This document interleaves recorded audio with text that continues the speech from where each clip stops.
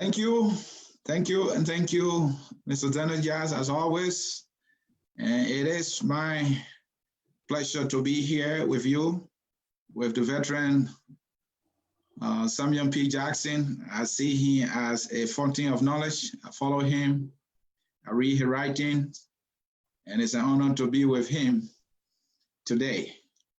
Mr. Jackson, we want to take the time to welcome you to focus on Liberia on this exclusive. Dennis, I really appreciate this. You know, when I was growing up in the trenches, we didn't have video streaming. We only had pamphlets and mimeograph machines. We didn't even have the personal computer. So I'm glad that I've lived enough to come this far in the electronic age, so I can be able to share some of my experience with my fellow Liberians, my compatriots, and others, so as to, you know, engage with all of us to see how we can make the country better for the next generation that's coming. Mr. Jackson, we are honored to have you. As Mr. C said, we follow you, and we must, you know, give you your flowers while you are still with us. That you are one man who continuing to engage, and that's a positive. A lot of people with the knowledge and the experience that you have do not come on this show, do not, you know, have their own podcast to put the knowledge out there, their experience. So, like him or not, agree with Sam Jackson or not, we like him here because he continues to engage the people. Back to you, Mr. C. Thank you, Dennis Jazz and folks in cyberspace. At this time, we will welcome you to our broadcast. Like we said, Samuel Jackson, I call him the fountain of knowledge, is in the house. And today, we are trying to get all that we can get out of him today. There is a May Week special, and it is also an exclusive. Very recently, Mr. Jackson had a podcast in which he announced why he turned as a professional disengagement with the CDC government. What does that mean? He's here. He's here, and we will hear from him. We will also look at his journey as a public servant, as an author, as an economist, and as a politician, something he does not like for us to say, but he is a politician from our understanding. So Mr. Jackson is here to share all that with you, and you don't want to miss it. So we ask you to share that show with your friend, invite somebody so that we can listen to the professional Liberian who is not hiding himself, but more than willing to share his knowledge anytime he gets the strength to do so. So folks, welcome, stay tuned, and we'll be right back with you to start the show. Mr. Jack. Once again, big welcome. So without much ado, we'll go to Mr. Jackson and say, Mr. Jackson, you say you are professionally disengaging from the Weah government. So prior to this disengagement, what was your involvement and what are you doing now? Okay, well, first of all, let me just basically clarify that no one did me any wrong. No one did me any harm. Mr. Weah, I consider him a family man, and I also have some very good friends within the government, including my buddy and my professional colleague, Samuel Weah, and also Mr. Natalia McGill. I, been sick for a few years now, and I supported the candidacy of Benani Ure in the 2017 election, and I was the chief strategist for that campaign. Unfortunately, we lost that election, and Mr. Weah and Mr. Boyka, they advanced to the second round. So I wanted to support a candidate openly, and I supported Mr. Weah for several good reasons, I thought, at the time.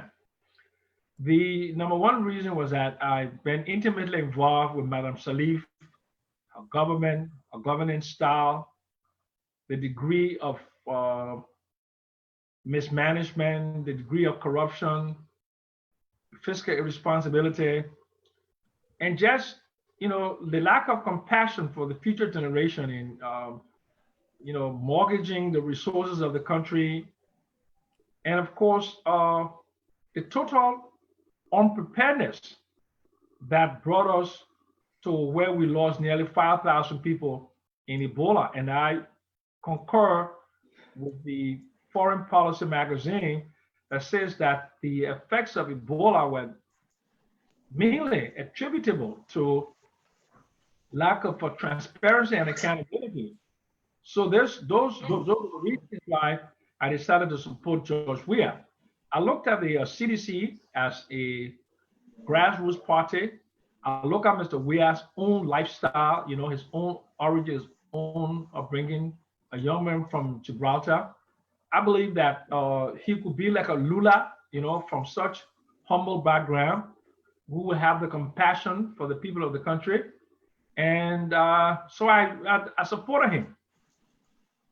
But just months after Mr. Weah was inaugurated, we started hearing a lot of things. And some of the optics, and I'm not accusing Mr. Weah of corruption. Let's be very clear about that.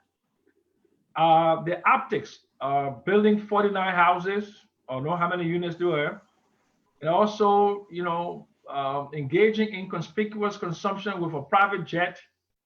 Then again, we see that he broke down his 9th Street property to rebuild it, expansion of the Jamaica estate.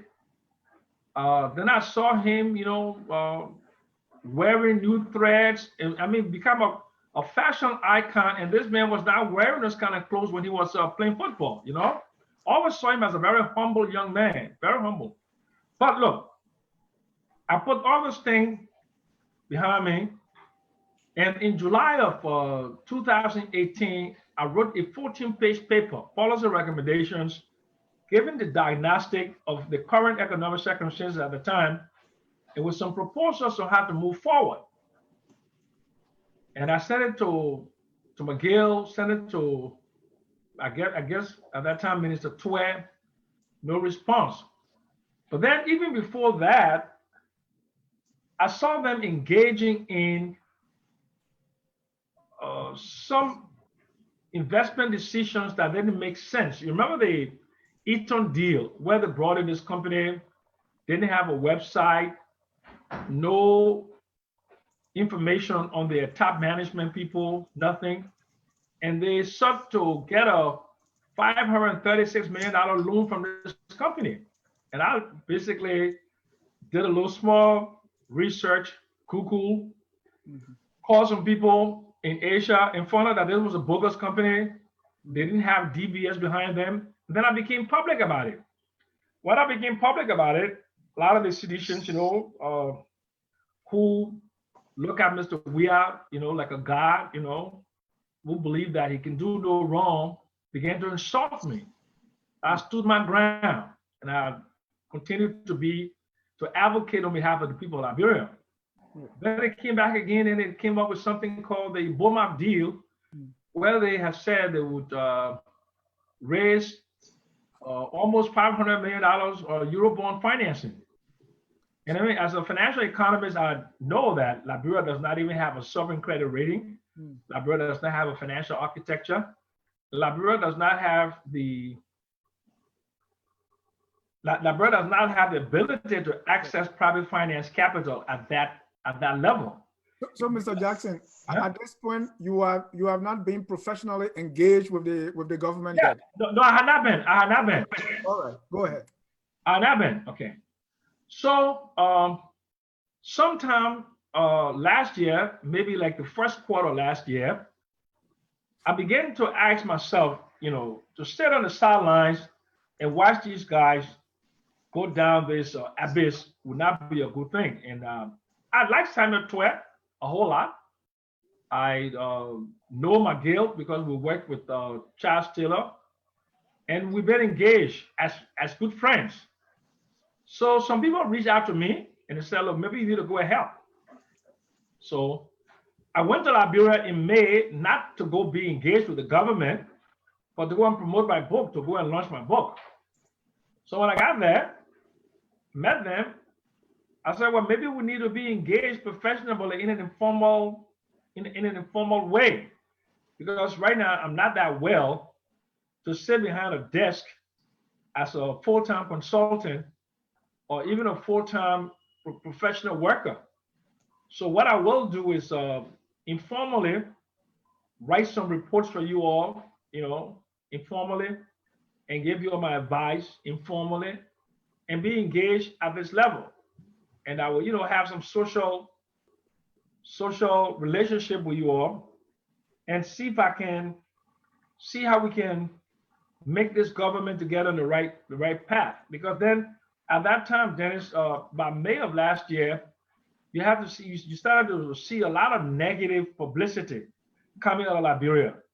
The first one, as you know, was the so-called missing $16 billion. And people tend to forget the origin of that. It wasn't anybody who said there was $16 billion missing. It was Minister Eugene Nangwe, who went on BBC and VOA to declare to the whole world that some containers came with money, and this money was missing, and people didn't know where this money was. You remember that, right, gentlemen?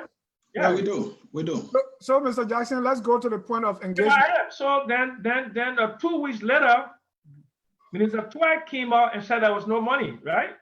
Right. So now I went to Liberia. But before I went to Liberia, the whole story about Kroll and the Igbo Mafia? Yeah. The presidential investigation, they came up with a report. Right.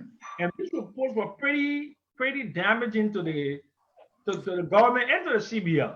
Even though they may disagree and they would say, well, some of them are saying that the PRT was bogus, was trash, unprofessional, and it was an effort to get somebody. But Kroll was very clear about lack of systems. And then both of the reports called for what? A comprehensive forensic audit, right? So the government itself went and said they were asking the GSC to do an audit, but then the GSC didn't do a forensic audit. The GSC did a what? A procedural audit, right? Right. So now you got me impatient, Mr. Jackson. I have to give the background. Yeah, I get it. I want us to get to your engagement. So while I'm in Monrovia and I'm engaging them professionally, the first thing that I proposed that they accepted was for me to do something called a study of the monetary aggregate. Okay. Because you know that according to the Presidential Investigation Task Force report, approximately 18.151 billion was infused into the money supply between 2016 and 2018. Okay. And 47% of that money was infused during the administration of George Weah. So I wanted to accomplish two things, and then I had a colleague of mine, a young man from the University of Missouri, a Liberian young man, 25 years old, PhD student, who's very good at econometrics, who accompanied me to Liberia. And we both work as a team, as professional colleagues. He, in terms of econometrics, I have quantitative skills, but I'm old, and I would be more policy analysis and looking at the diagnostics. So the first thing we did for them was this monetary aggregate study. I think I sent that to you, right, Dennis? Yes, sir. Okay, so we did 43 pages, and we did a complete diagnostic of the monetary situation in the country, and we came up with some pretty actionable policy recommendations that should have been implemented, including changing the currency, demonetizing the old banknotes, and improving financial inclusion, because 95% of currency in circulation was outside of the banking system. And the diagnostic was that there's financial exclusion and also the lack of a digital platform like Visa, MasterCard, point of sale, and the issue with the circular flow, where you have three parallel financial structures in the country, the Fulas, the Lebanese, and the Indians. And of course, At that time, I did not know how badly the banks were in terms of liquidity. But then, right around that time, what began to see happen was the COP came up, and the COP had that huge demonstration with about 20,000 people came out there, and I was pretty much opposed to the Unity partisans who were members of the COP, because I believe at that time that the Unity Party had been in power for 12 years, Right. and they had this catchy phrase of "save the state." I said, but you couldn't save the state in 12 years, so I was very vocal. And you saw the interaction with Costa and Prophet Key and all of that. So I was fighting on behalf of the government in a way, trying Right. to. But Were you doing that on your own, or was it something that the government wanted you to do? I was doing it on my own. I mean, that's the kind of person. I mean, first of all, look, let me explain something to you. They cannot afford to pay me for my services. Okay. No government in Liberia will take the kind of money that I deserve. When I work international, like it's $570 to $1,000 a day. UNDP, international, different places. So they're not going to pay me. Right. So you were basically on your own. So you wouldn't consider that as professional engagement with the government. It was informally, because How okay, so? okay, but wait now. Mr. Jackson, But hold on a second. did you at some point have some formal engagement with them? Absolutely, the National Economic Dialogue. You saw that, and I was going to come to that. Can you give a specific period? Yeah, but you see, you kids, young people are very anxious. You jump the gun. I'm going to give you a background. Don't be anxious. We get it. We get it. I want you to specify the professional engagement, and then you can go to all the meat around. Yeah, but I said to you, I said that we had an informal engagement. Okay.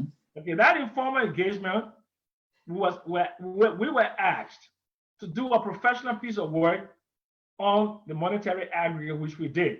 Okay. So while we were doing that, the government of Liberia, through its president, George Weah, said, because of the June 7th, was that June 6th or June 7th? June 7 protest. June 7 protest, he wanted to have a dialogue to bring in professionals together to see how we could revitalize the Liberian economy.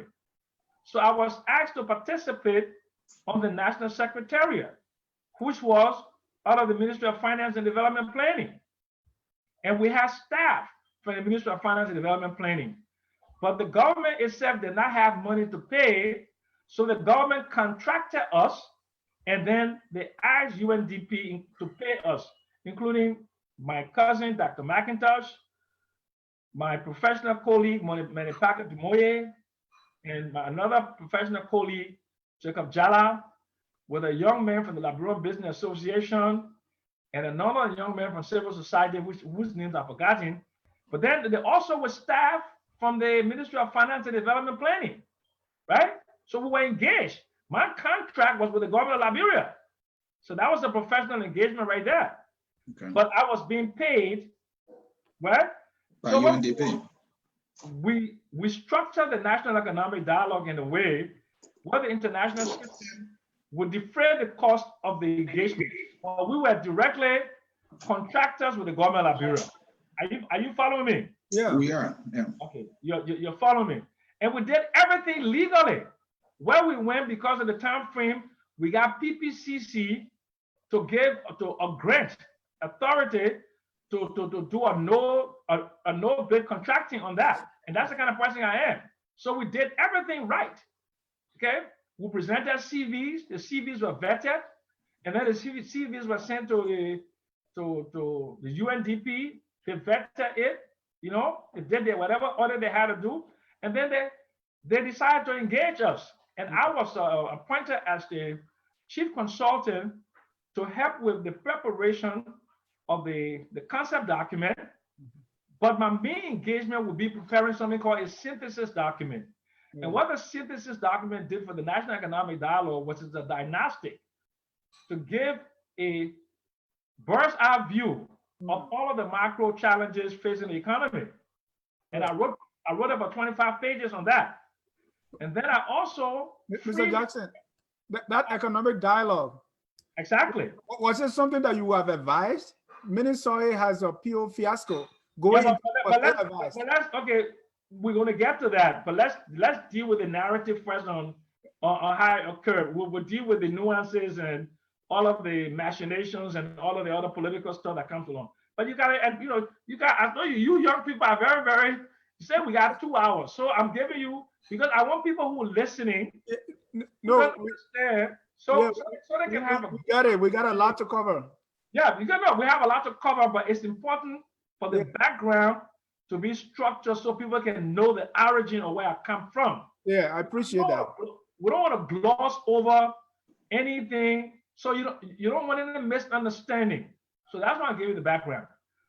We had the National Economic Dialogue. We invited the creme de la creme. Of course, some people were not invited; they felt bad. But Francis Dennis, Augustine Kafuan, John B.S. Davis, many other Liberians were invited. And Dr. Toga McIntosh was the coordinator. And we had a good conference, 3-day conference, and we came up with policy recommendations. So I came back to the States. My daughter was getting married, and I came back to also visit. I have another daughter in South Africa. I hadn't seen her in 10 years. So I came to the States, married my daughter off, and I went to South Africa, and I came back. Okay. So my thing now, okay, look, we have policy recommendations for the National Economic Dialogue. Okay. We need to put together task teams to implement the recommendations of that, right?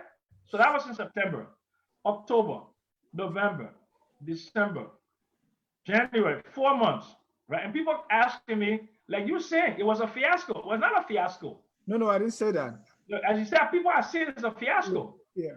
The reason why you say a fiasco is because the government of Liberia, who the recommendations were made to, they have not put together the implementation unit a project delivery unit to implement, to monitor and evaluate the outcome from the policy recommendations. So it does appear like a waste of money. So how long did this engagement with the government last? It lasted, well, actually, it lasted from May up until the National Economic Dialogue, which ended in September.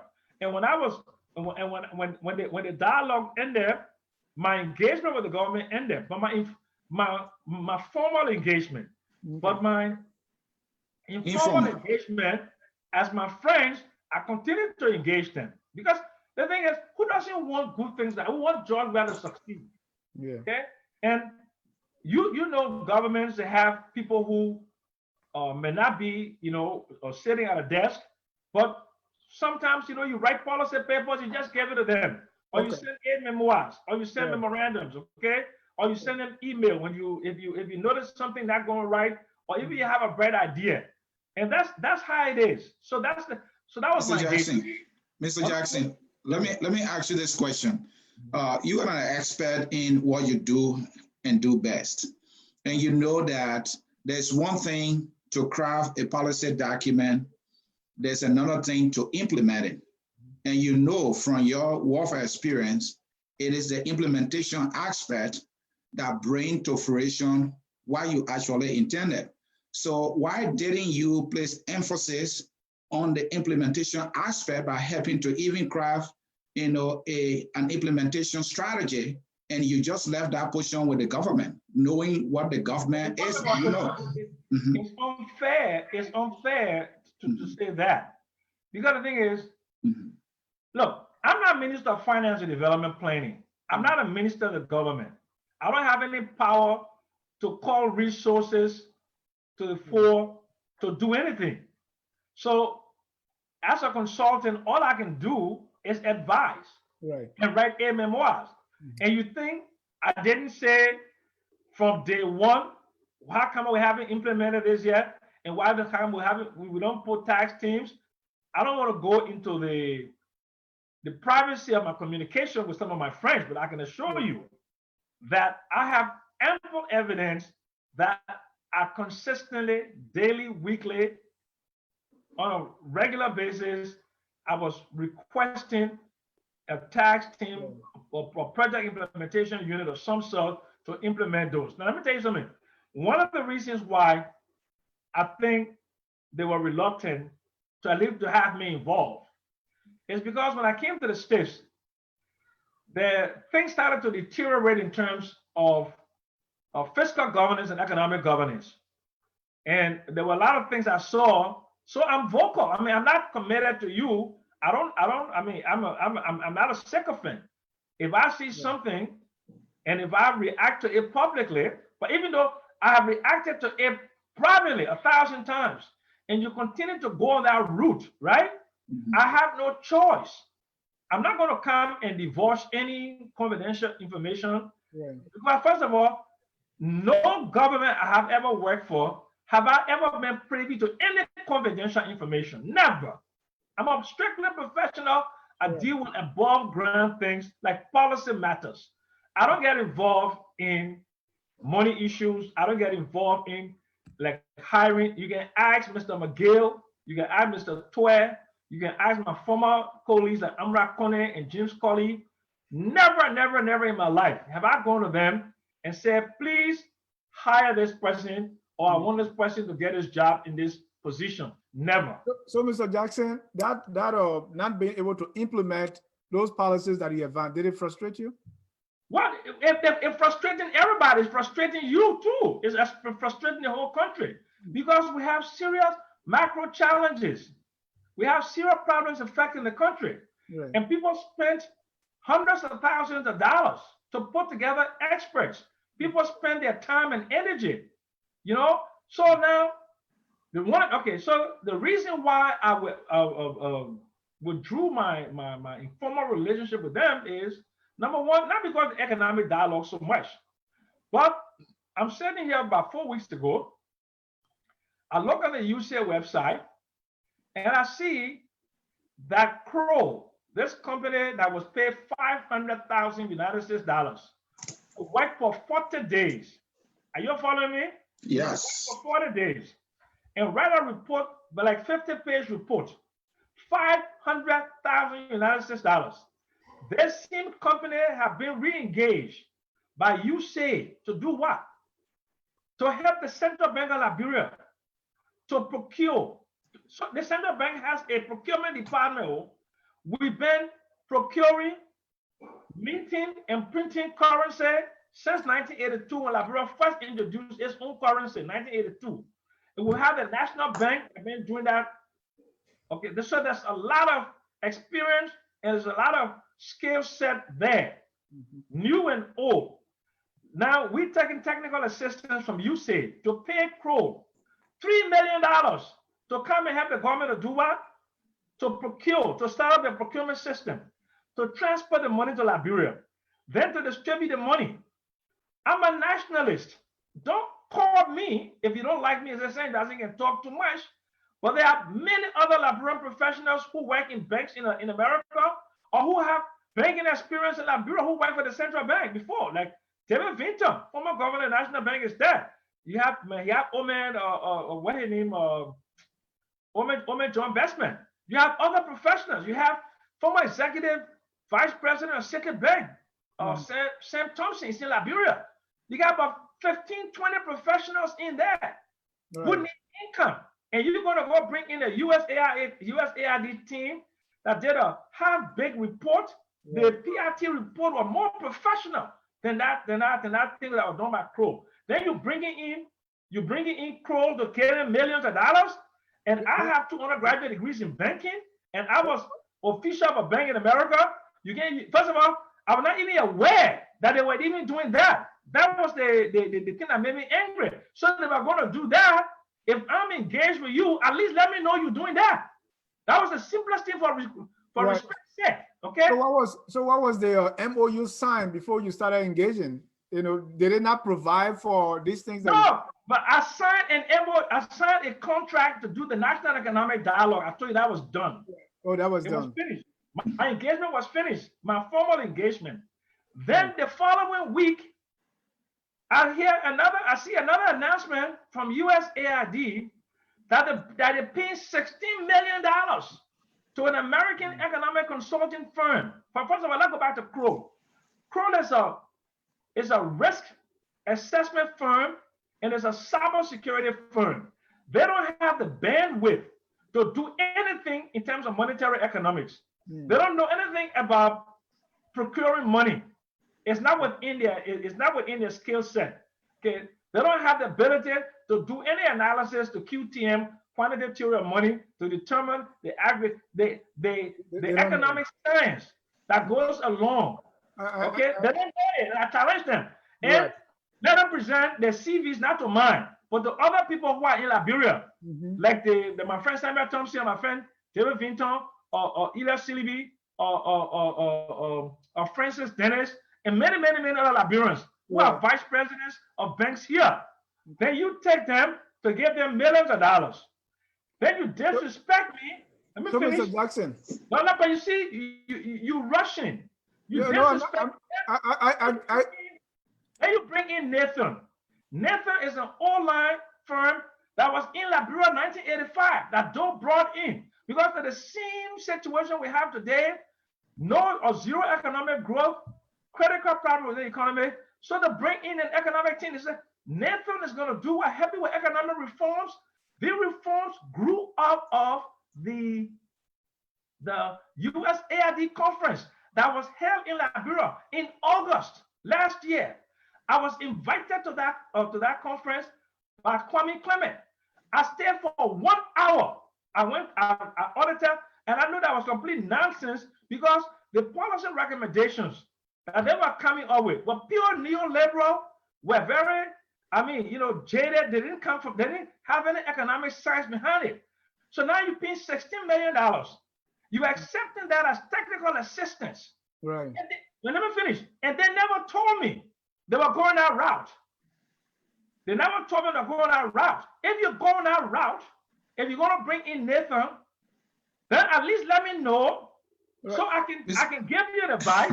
But Mr. Jackson, your engagement finished. So why you wanted them to come back to you? Fine. Because of the friendship and just the moral standing of it. Because if you know me to be an economist and I've been engaged with you and I did some work for you and I did National Economic Dialogue and you know the quality of my work, and if you're going to do anything like that, let me know. Let me know. And let me give you some advice. And at the time, I was giving them other advice on other things. You follow me? So the fact that I was isolated, so it tells me, but they didn't want any Liberian professional at any high level to be involved. That is the reason why. Look, there are many Liberian accounting firms in the country. Right. You got PKF, you got PwC, you got what they got in name, Baker Tilly. They can do that job better than Kroll can do it in terms of the procurement. They got Liberia. Jackson, to be fair to them, you engage in a formal contract with them. The contract is over. You are saying, in as much as you were part of the developing it, you should be involved in the implementation. But I'm not talking about the USAID conference. I'm talking about, look, it was not, you see, you keep talking about me. It was not my involvement. Okay. I keep telling you, not my involvement, but Liberians. Okay. Liberian economic, it's just not, because look, don't forget, I have high risk carcinoma. I've not been declared cancer free. So I can't even take a full-time job. When I went to Liberia, I had to jump out of there in 6 to 8 weeks. I have to keep jumping out of there. So I can't take a full-time engagement. Right. So it's not about me. Okay. It's so about other Liberians. After, at the end of this formal, now during the informal engagement, were you getting any feedback from the government? I talk to them every day. I text them every day. I talk to them every day. I call McGill. I talk to Twitter. I send a text to Weah daily. And they see me on Facebook every single day. And what was the feedback? What was the response you were getting? The feedback was getting, it was like a roadblock. Because the thing is, they have issues with the narrative. One of my friends, I'm not going to call his name, he went to Liberia to help them too. Yeah. In terms of PR, in terms of strategic positioning. He was treated similarly. But he has a lot of patience. I don't, you know. So at what point did you decide enough is enough, I'm disengaging? When I saw that they were paying Nathan 16 million and they did not involve my Liberian friends, my Liberian professionals at any level, I saw that they hired somebody the other day. That may not going to work out good. I'm not going to be questioned up. But let me tell you something. There's no international economist on the planet who knows Liberia more than Liberian economists. No ways. Okay, you can't tell me you know Liberian economy more than Mr. Samuel Thompson, Mr. David Vinton, Mr. David Fahad, and you want to tell me you know more about the banking system. Well, Samuel Twa works there already. Samuel Twa works there already. Samuel Twa, and let me explain something to y'all. Samuel Twa, I love Samuel Twa. I like Samuel Twa. He's a brilliant young man. The problem with Mr. Twa works in a dysfunctional system. That's why he's having a problem. Because he takes on too many responsibilities because the system is dysfunctional. So he exposes himself politically because he's not involved in the $25 million mop up, but he gets all the blame because he does all the talking. He's not involved in the 16 billion, but he gets all the blame, he gets all the talking. He doesn't tell Mr. Weah to go ride a private jet, but he wanted Philadelphia to go defend it. So Mr. Twa, unfortunately, has made himself the face of the government, and that face of the government internationally and domestically, you know that the narrative is very negative. As a result, his own image has been sullied by that. And this and it's tragic because he's a brilliant young man, and under ordinary circumstances, the Liberia has systems it was developing. Samuel Twa was the one with money captain who wrote the Liberian constraints analysis that got $257 million. I worked with Samuel Twa. We did the midterm review of the agenda for transformation. Samuel Twa and I have a lot of engagement. Samuel Twa and I, we work together very well. I respect him and I believe he respects me. But unfortunately for him, he works in a dysfunctional system. And that dysfunctional system does not allow him to work at his optimum. Mr. Jackson, let me come in. Their defense on Samuel Twa, it is understandable because you have come to know him. But one thing you are not placing emphasis on is the fact that Samuel Twa is failing to act based on his understanding of the system. You are talking about he's working in a dysfunctional system. If you are in a dysfunctional system, you need some help. My question is Samuel Twa understanding that if the system is dysfunctional and in order to succeed in this system, you need to bring in people to help you? Is he making that effort to get those kind of people? No, he's not. No, he's not.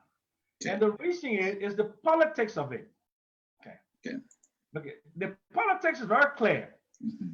The way our government believes is like us against them. Because of all of the noise that have been emanating from the outside, right. Social media, COP, and all of that. So they feel back into a corner and they don't know who to trust. And now, let me tell you something, it will even be difficult for them to trust anybody anymore because they'll say, well, we brought Sam Jackson around and Sam Jackson went, you say, disengaging from us. They've told me that I betrayed them. I don't pay attention to that because I'm looking for posterity. I'm not looking for today. I'm taking the long view. I'm not looking at 6 and 12 years. I'm looking at when I'm dead and gone. That's what I'm looking at. So I'm not looking at whether I please Samuel Twa today or please McGee today or please Jovial today. 20 years, 30 years, 40 years, 50 years, 100 years from now, people will say, my great-grandchildren, my great-grandchildren will be reading the history and say, my father disengaged from the system. Why am I disengaging from the system? I'm disengaging from the system because I don't see how they will make any real progress to meet the needs of the people. And I don't want to be identified with that failure. I've been identified with too many failed administrations. Samuel Doe failed. Charles Taylor failed. And Ellen failed.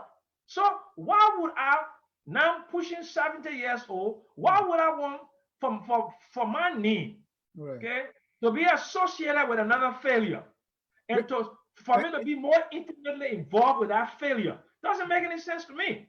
The second thing is, let me finish. Mm-hmm. If they do well, I have the private sector as an option, as an investment banker. I got my own oil company. It was pre-qualified for the last bid round. I own an iron ore company. And I've done small businesses in Liberia. I have my ice company, ice factory, I had a bakery, I had a dollar store, and I had a restaurant. And I had a Total gas station. So I'm not a giga flea who is just looking to be sycophantic to eat. Plus, I'm in America here. I'm in America here. Yeah. I'm in my house here. So, Mr. Okay? Jackson. Let me finish. I don't want. Okay? I don't. There are things I may want, but I don't need anything. So, okay. so I have to do critical thinking and say, okay, first of all, the other thing is, Mr. Weah does not trust me. Mr. Weah does not. He never engaged me. I was there in Liberia for 5 months. That's your cousin, right? He never invited me to his house. And look, I'm one of Liberia's best in any area, the area that I'm in, finance and economics. Okay, I've worked internationally. Okay, and I've been around presidents. I'm not asking Joya to take my advice, but something courtesy, hospitality, because I went there to work on his behalf. National Economic Dialogue. I worked for 3 months. I only got paid $3,500. You understand? I met him for the National Economic Dialogue. At the end of the dialogue, we're taking pictures, and here was the man screaming at me for me not accepting him as my cousin in the public. And he's walking, leaving. I extend my, he refuses. He said, "I'm a man, I'm not shaking your hand." You know? Wow. You know, so, I mean, to me, it tells me that there is some sort of, some sort of roadblock there. So why should I force myself? They need me more. They need Liberians. They need people like me or better than me.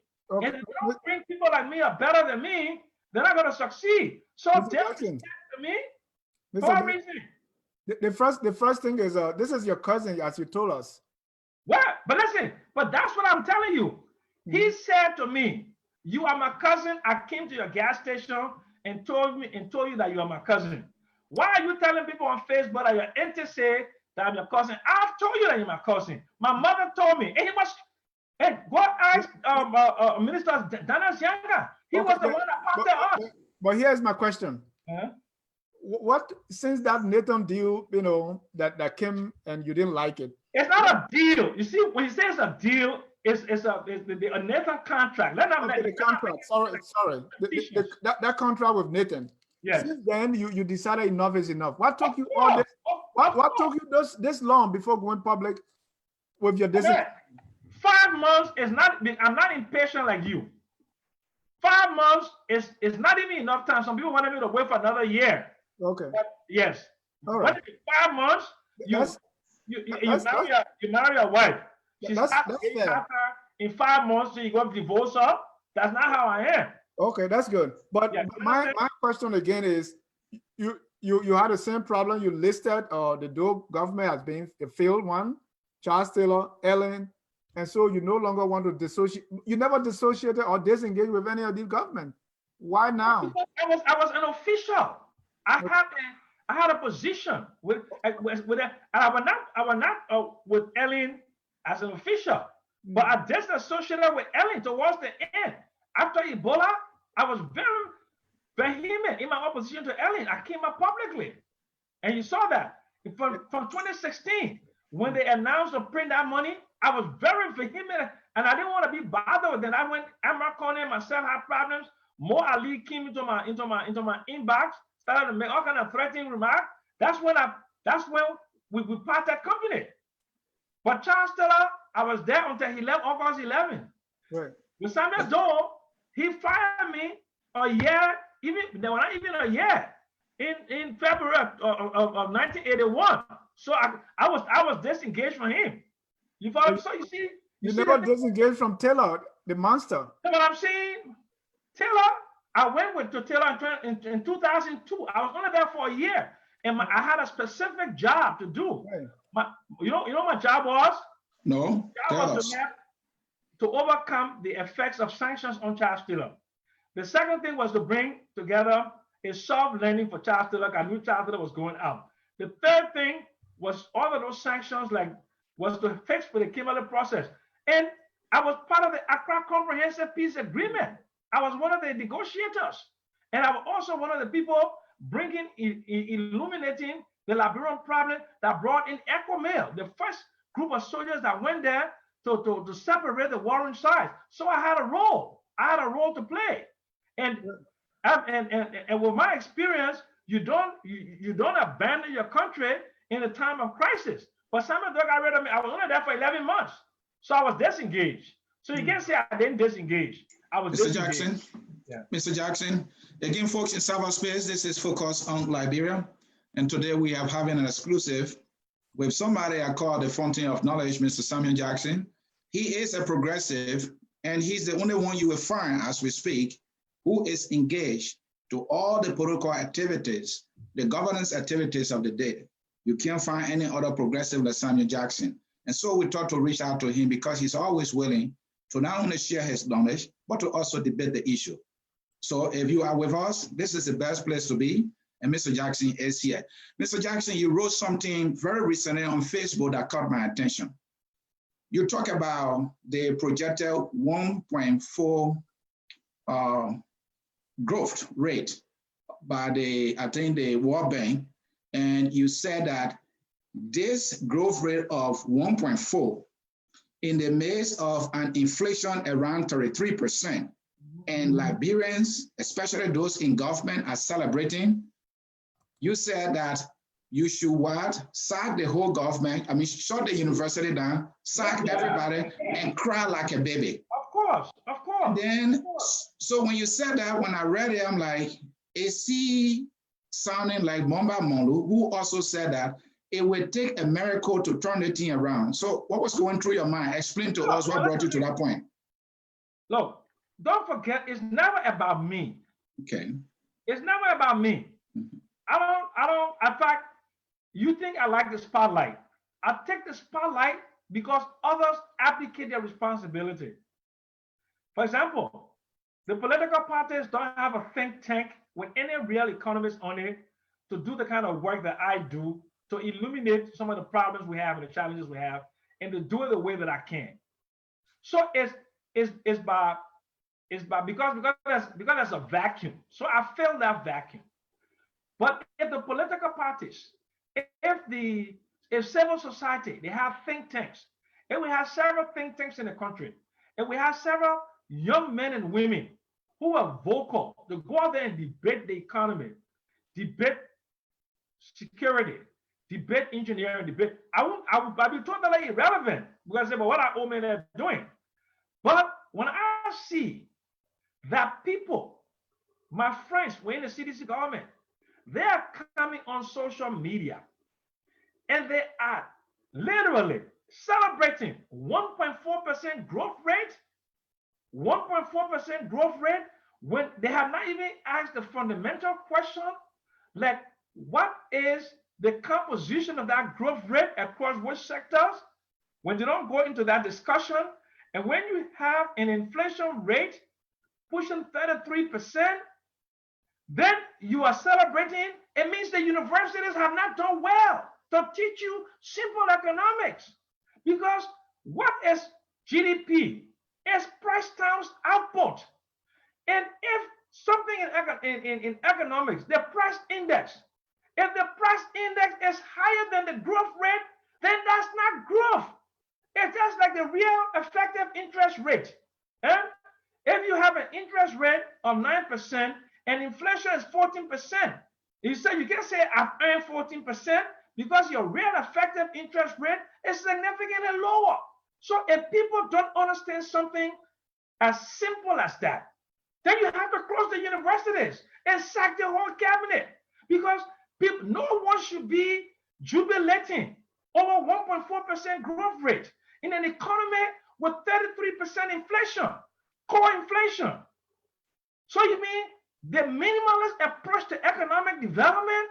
That's why we're such a poor country for 172 years. We think taking little baby steps, going forward and moving 5 steps backward? This is the way it's going to take us into the 21st century? Is that where it's going to take us? And people are jubilating, and I should join the jubilation because I'm supposed to be stupid with my education, with my experience, and with my back of the envelope. I know how to calculate 2 plus 2. I'm going to be jubilating. Eh? I'm going to be jubilating. I'm going to be jubilating because the IMF gave you 155 million in SDR. Exactly. And that SDR is going to be used strictly to assure your balance of payment and mostly for your imports, and not going to create jobs, and not going to create income, and not going to create aggregate demand. Are you stupid? So, Mr. Jackson, see, that's why they don't like me, because my people will say, for the sake of peace, the hell for the sake of peace, I want to fight them. Mr. Jackson, and I really applaud your passion, but what the criticism of you has been, when you are in a good book with them, you won't say it, because I remember you appear on the Business and Economic Forum, and the panelists that challenged you for the economic dialogue, and these were the policies, these were some of the things that you were pressing. Because I was hopeful. That was 3 months ago. That was 3 months ago or 4 months ago, in August, September, October. But this is January. Right. So, yes. So the euphoria I felt, which is natural, because we came from a high and the adrenaline was flowing. So you can't expect me to come on a national platform and something I've done in less than 30 days to start denigrating that. I'm not that kind of person. I'm a team player, contrary to what people, but I don't like advantage. And I don't like for people to think Liberians are stupid. The reason why my mother sold fufu in the market was to send me to school to play the role I'm playing today. So I can be the eyes and ears for my people. When Ellen Salif was selling the Western cluster to a company that was not even incorporated, when the RFP went out, I fought her. I fought her.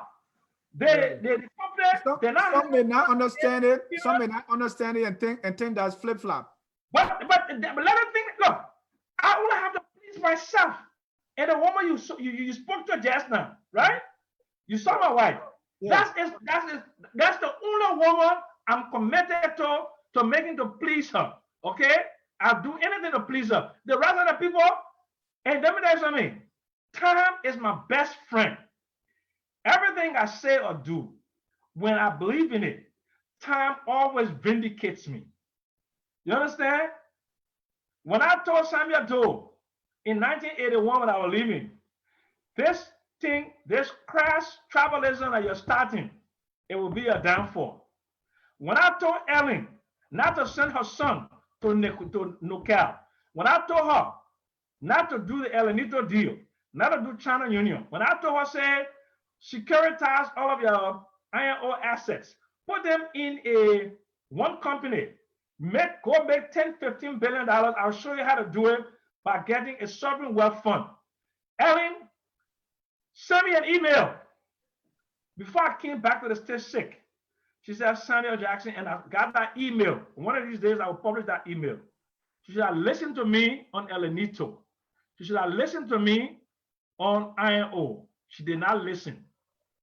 Okay, so right now, I'm telling Samuel Tweden and the government of Liberia that Nathan that they're bringing in and Crow that they're bringing in, they better be careful, because Nathan is CIA, and they are coming to macroscopically examine everything that they've been doing in our government there.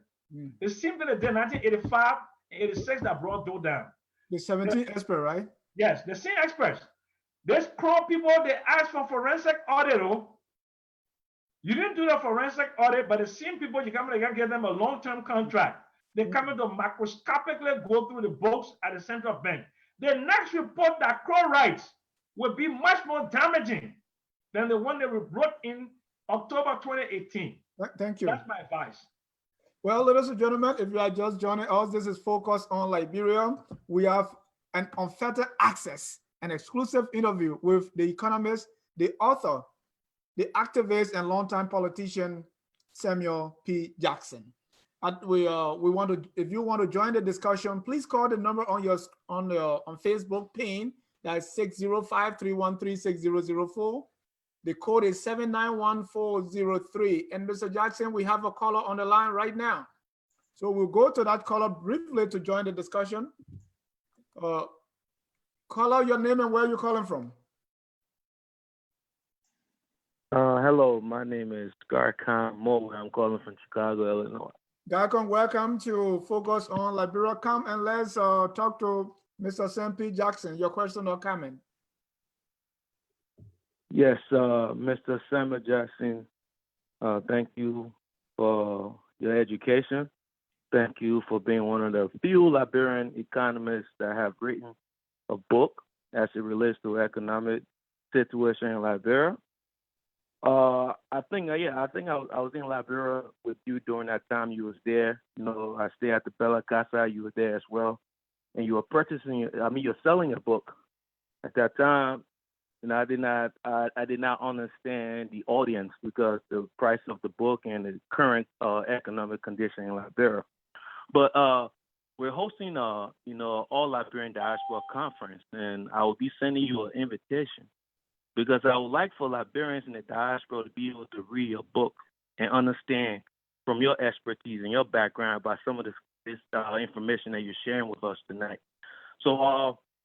In terms of your book that was written, you know, Rich Country, Poor, we want to know what is the audience, because I know the people in Liberia, that was some of the question when I saw the hotels selling the book at the counter.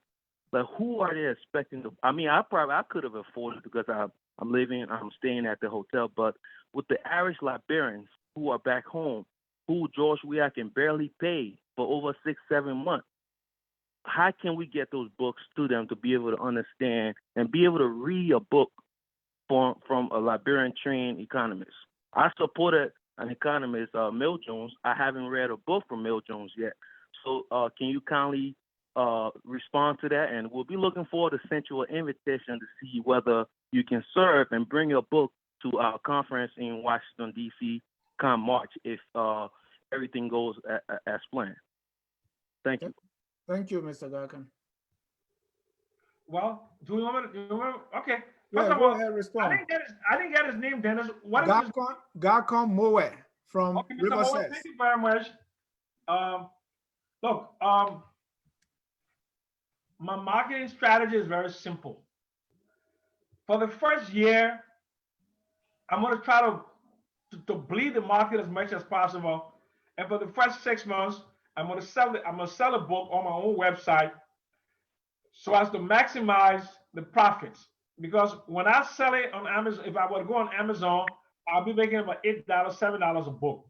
Right now, I'm making about $20 to $30 a book when I sell it the way I've done it.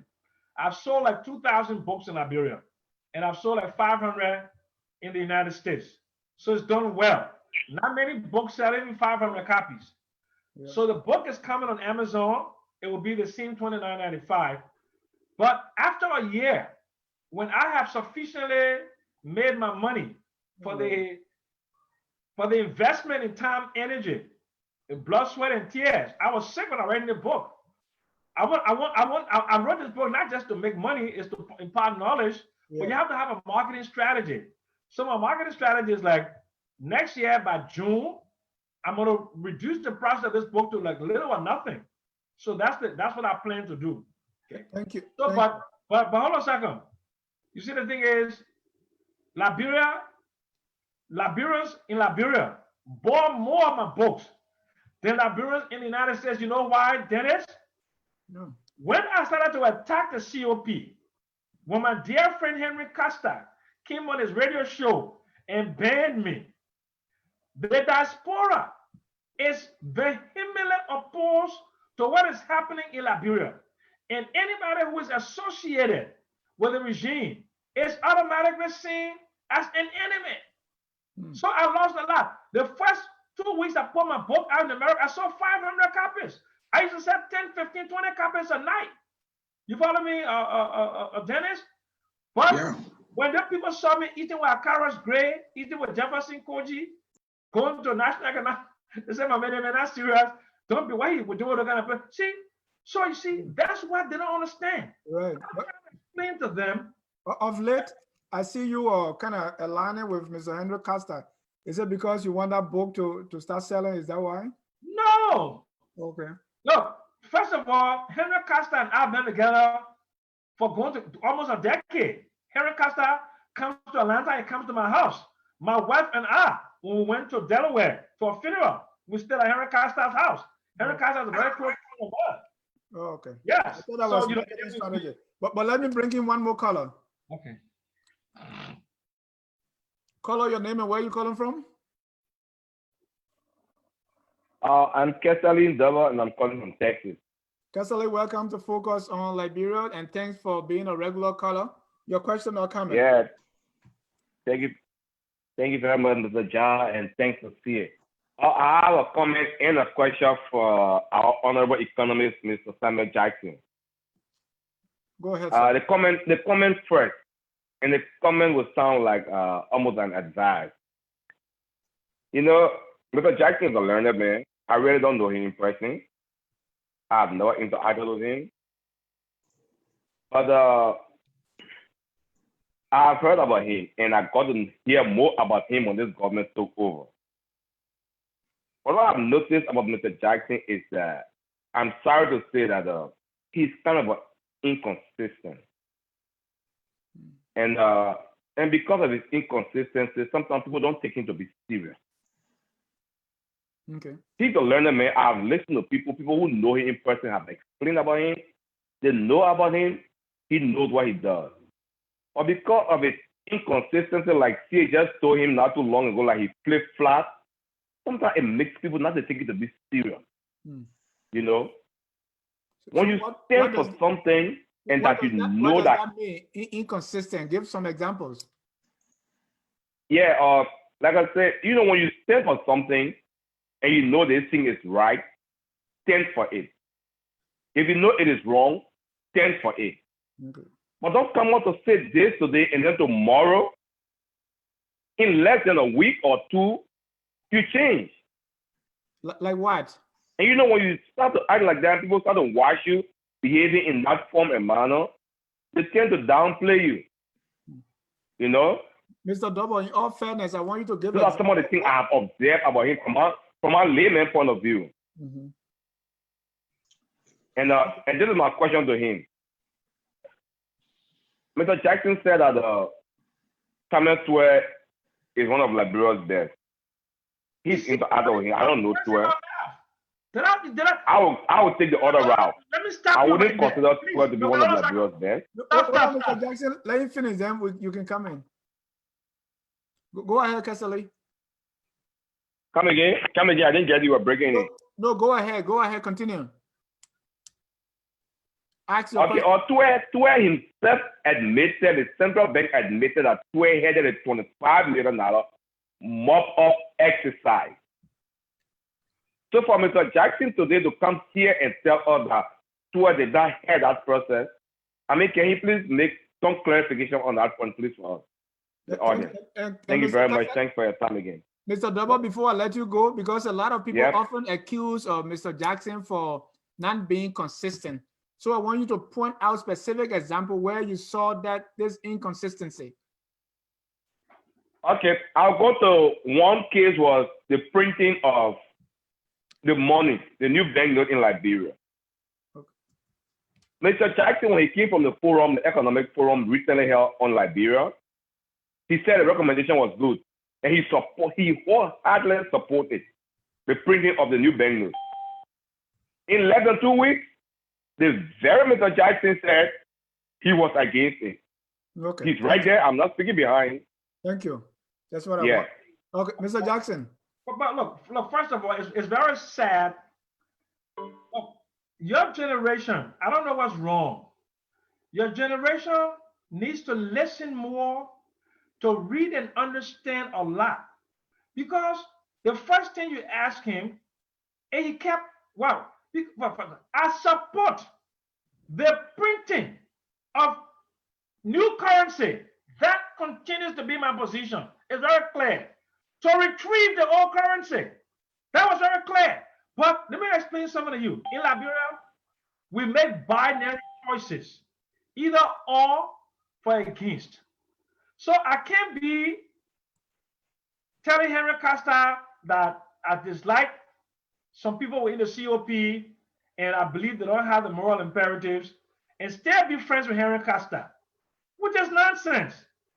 So I cannot be right now to tell Senator Toya and McGill I disengage, but like to say today, like I fact that I like that Weah is doing neighborhood roads. I like that.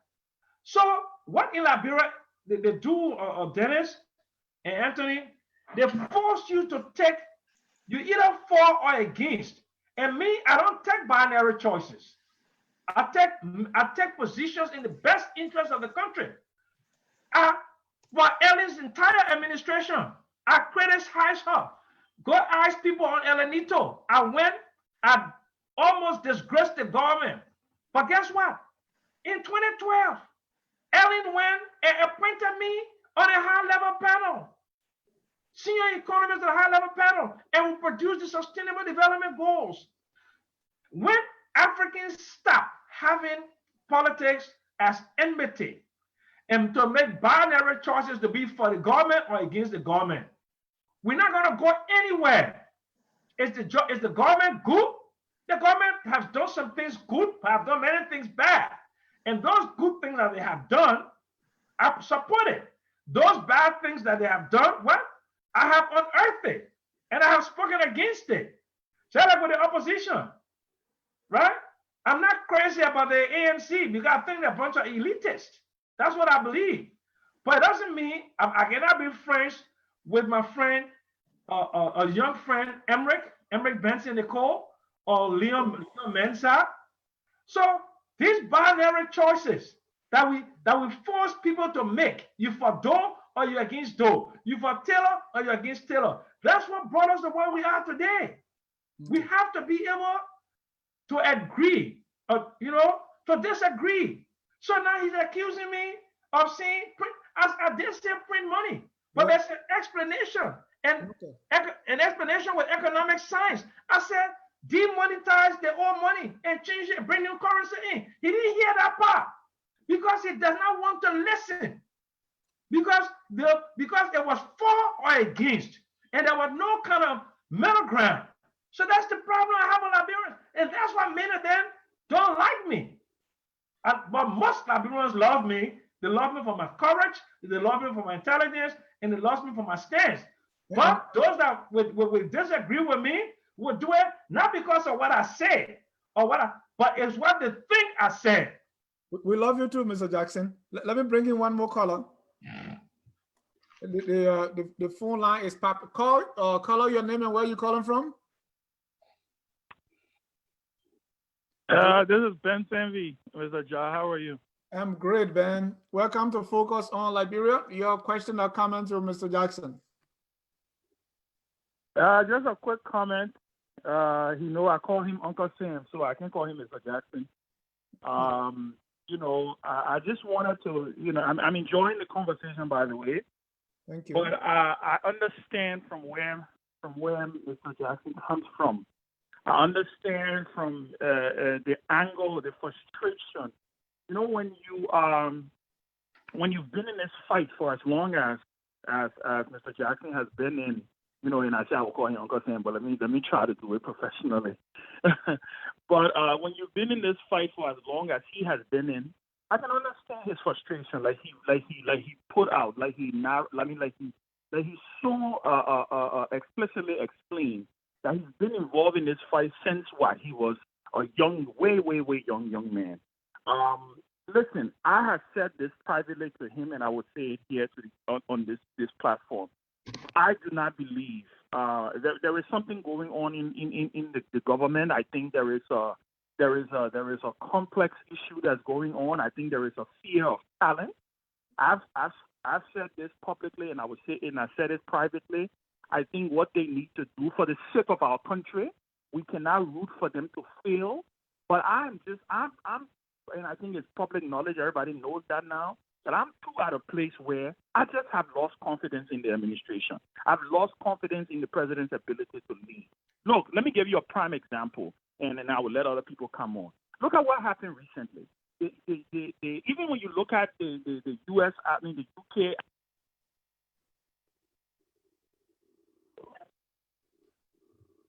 Ben, are you there?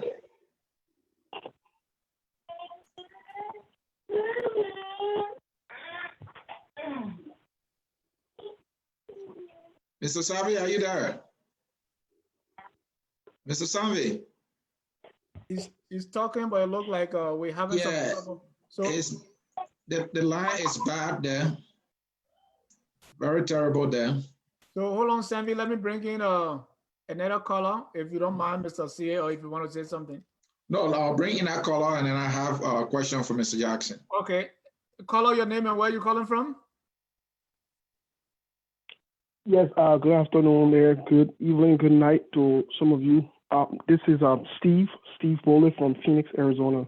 Mr. Bowley, welcome to Focus on Liberia again. Thank you for being a regular caller. Your question or comment?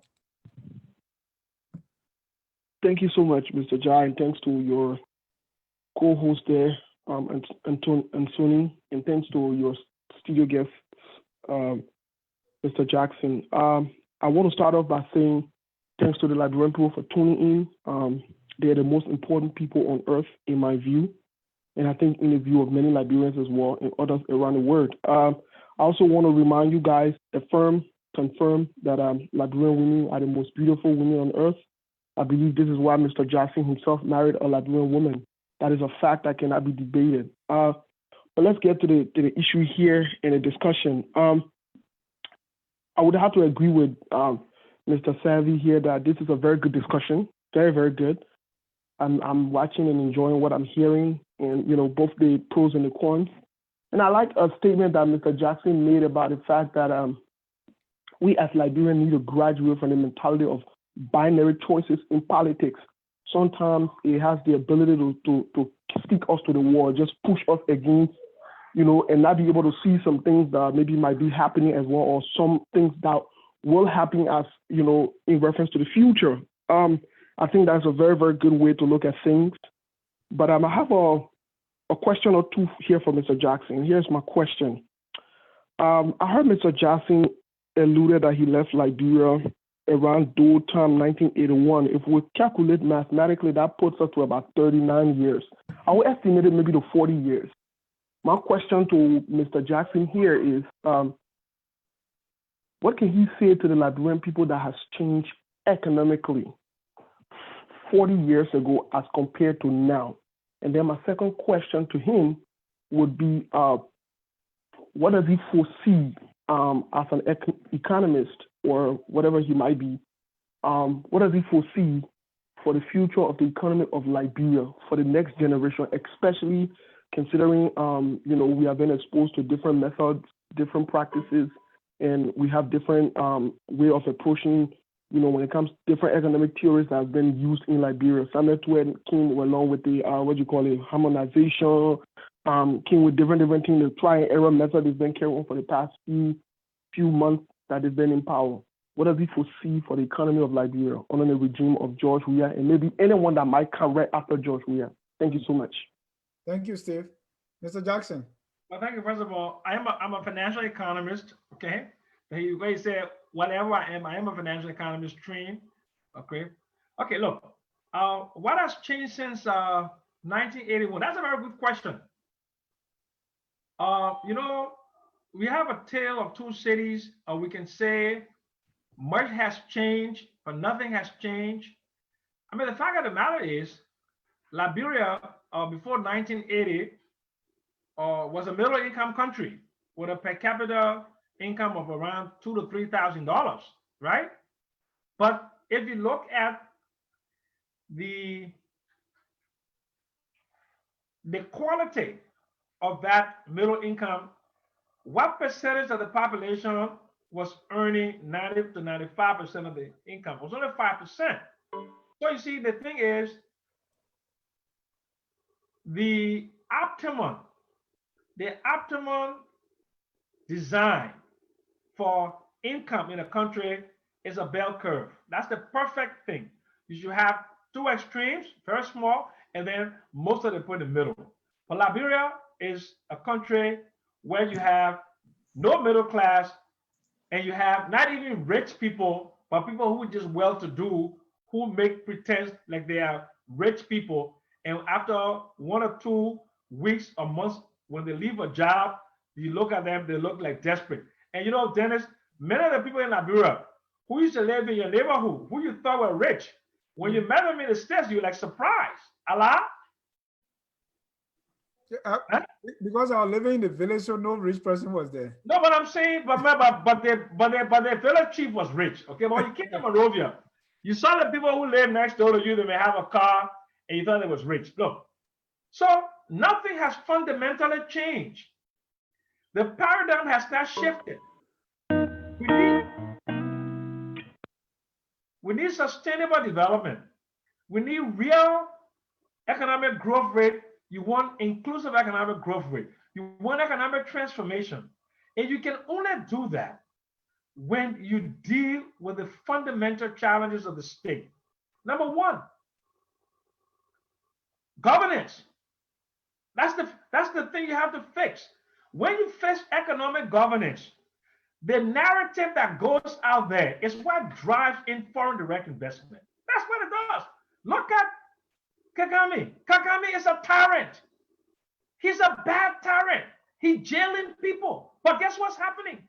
People are flocking to Rwanda because they see economic opportunities. Right next door, Marabio. He's not a Democrat. He's not. But guess what? He brought in an ICT professional from MIT who is being paid by Bill Gates. And he goes to all the conferences and says all the right thing. Ellen Salif, government, extremely corrupt. Her son bastardized the oil company. But Ellen got the Mo Ibrahim Prize. Everyone was awarded the Nobel Peace Prize. Everything is about image. What is really obstructing George Weah today is he doesn't give a damn about his image. He doesn't. Because if he cared about his image, not so soon after you become president, you construct 49 houses. Then you have an interaction with people that call themselves sunshine, or somebody that call themselves ice cream. You know, George Weah, we elevate you higher because everybody wants a leader to be like floating on air and walking on water. But George Weah, when you come down and do some of the things that you do, then you lose. That's the reason why you have all these problems. You say, why Henry Costa causes you like that? So Jackson, why some of the things that he does you're referring to? No, I'm saying, no, I'm not telling you, but the optics, the first optics, the 49 units, okay. The breaking down of King's Lodge, the building of those houses, even if it's his own money, the optics are bad. And then the appointment of some of the people who are connected to him. He just recently, 2-3 days ago, appointed what is a fairly decent Minister of Agriculture. What took him this long? Look at the other appointments that he makes. Okay, you know, the technical economic management team, I was there. It doesn't have any real depth. Besides Simon Twain, 2 and 3 other people, you don't have anybody there to do the serious analysis. Look at the government PR program. My friend Eugene Fagon comes on facts and fiction. That's not a communication strategy, facts and fiction. He's reacting, you know, it's not a communication strategy. You haven't seen George Weah. Let me finish. You haven't seen George Weah on the cover of any West African magazine yet. You haven't seen him on the cover of any international magazine. You haven't seen George Weah on CNN for an interview. You haven't seen George Weah MSNBC. What is the communication strategy? Now we're focused on Liberia, Mr. Jackson. Let me fair here. This is a Liberia media institution. Yes, now we're focused on Liberia. No, I'm talking about, my man, George Weah is always on the front cover of Liberian papers every day. They put him there, you know that. But no, I'm talking about this platform. He has not been here. Well, okay, but you will have to make that point. I'm not going to make it for you, okay? But I mean, that's your cousin. Maybe you can help us get him here. But you see, the thing is, I know you want to be sarcastic, Anthony, to say he's my cousin. I already told you I've disengaged.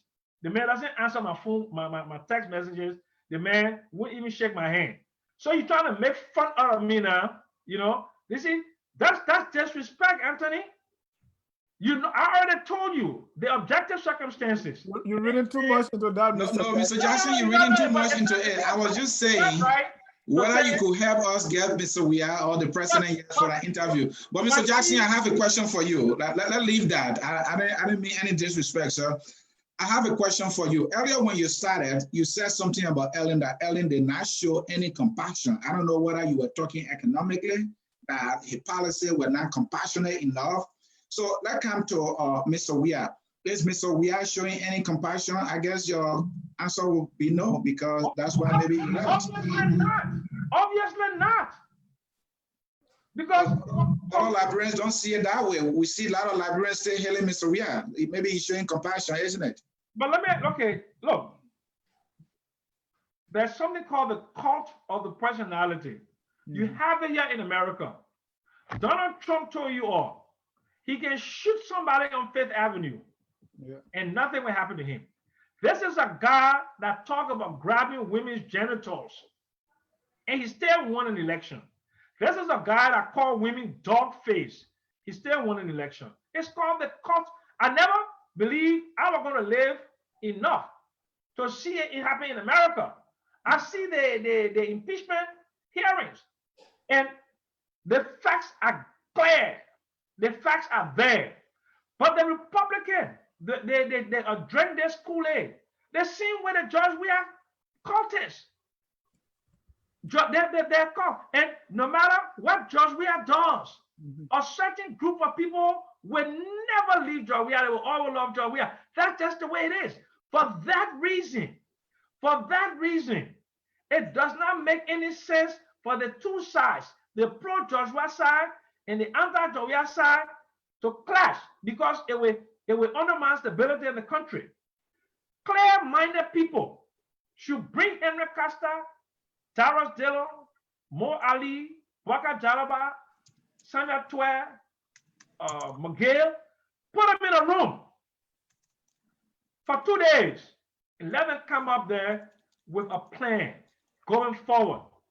Let me tell you something. In 2003, I told Charles Taylor, I said, Mr. Taylor, whether you like it or not, Sekou Damante Kone and what the other man that was head of the Model Group, man, I said, they got constituencies. You must negotiate with these men and we must live together. Mr. Taylor, since 2003, when we signed out Accra Comprehensive Peace Agreement, when people like Shane Wu went to Liberia, when Thomas Yaya Nimle went to Liberia, when Eugene Wilson went to Liberia, when Sekou Damante went to Liberia, Musa Hassan Belete, have we been living in peace since 2003? We've been coexisting? We have. So let George Weah take this clue. May not like Henry Costa, may not like Dara Dillon. He can't stand Sam Jackson because Sam Jackson got big mouth. But don't alienate us to the point where you keep us out of the country. Because I'll tell him, if anybody wants to keep me out of Liberia, where I'm uncomfortable abroad, where I cannot come through an airport, I will come through another means. Thank you, Mr. Jackson. Dennis, let's go to our line. We have Ben earlier, and his line was bad. Ben, welcome back. I had there was a misconnection. Okay. Can you hear me? Yes, you are loud and clear now. Hello? Yes. Okay. You are loud and clear. Okay. Yeah. So I don't know how far. I think there's something that happened with my line. Yeah. So no, I was trying to say I understand from where my own big brother Mr. Jackson comes from, and like I said earlier, I call him Uncle Sam.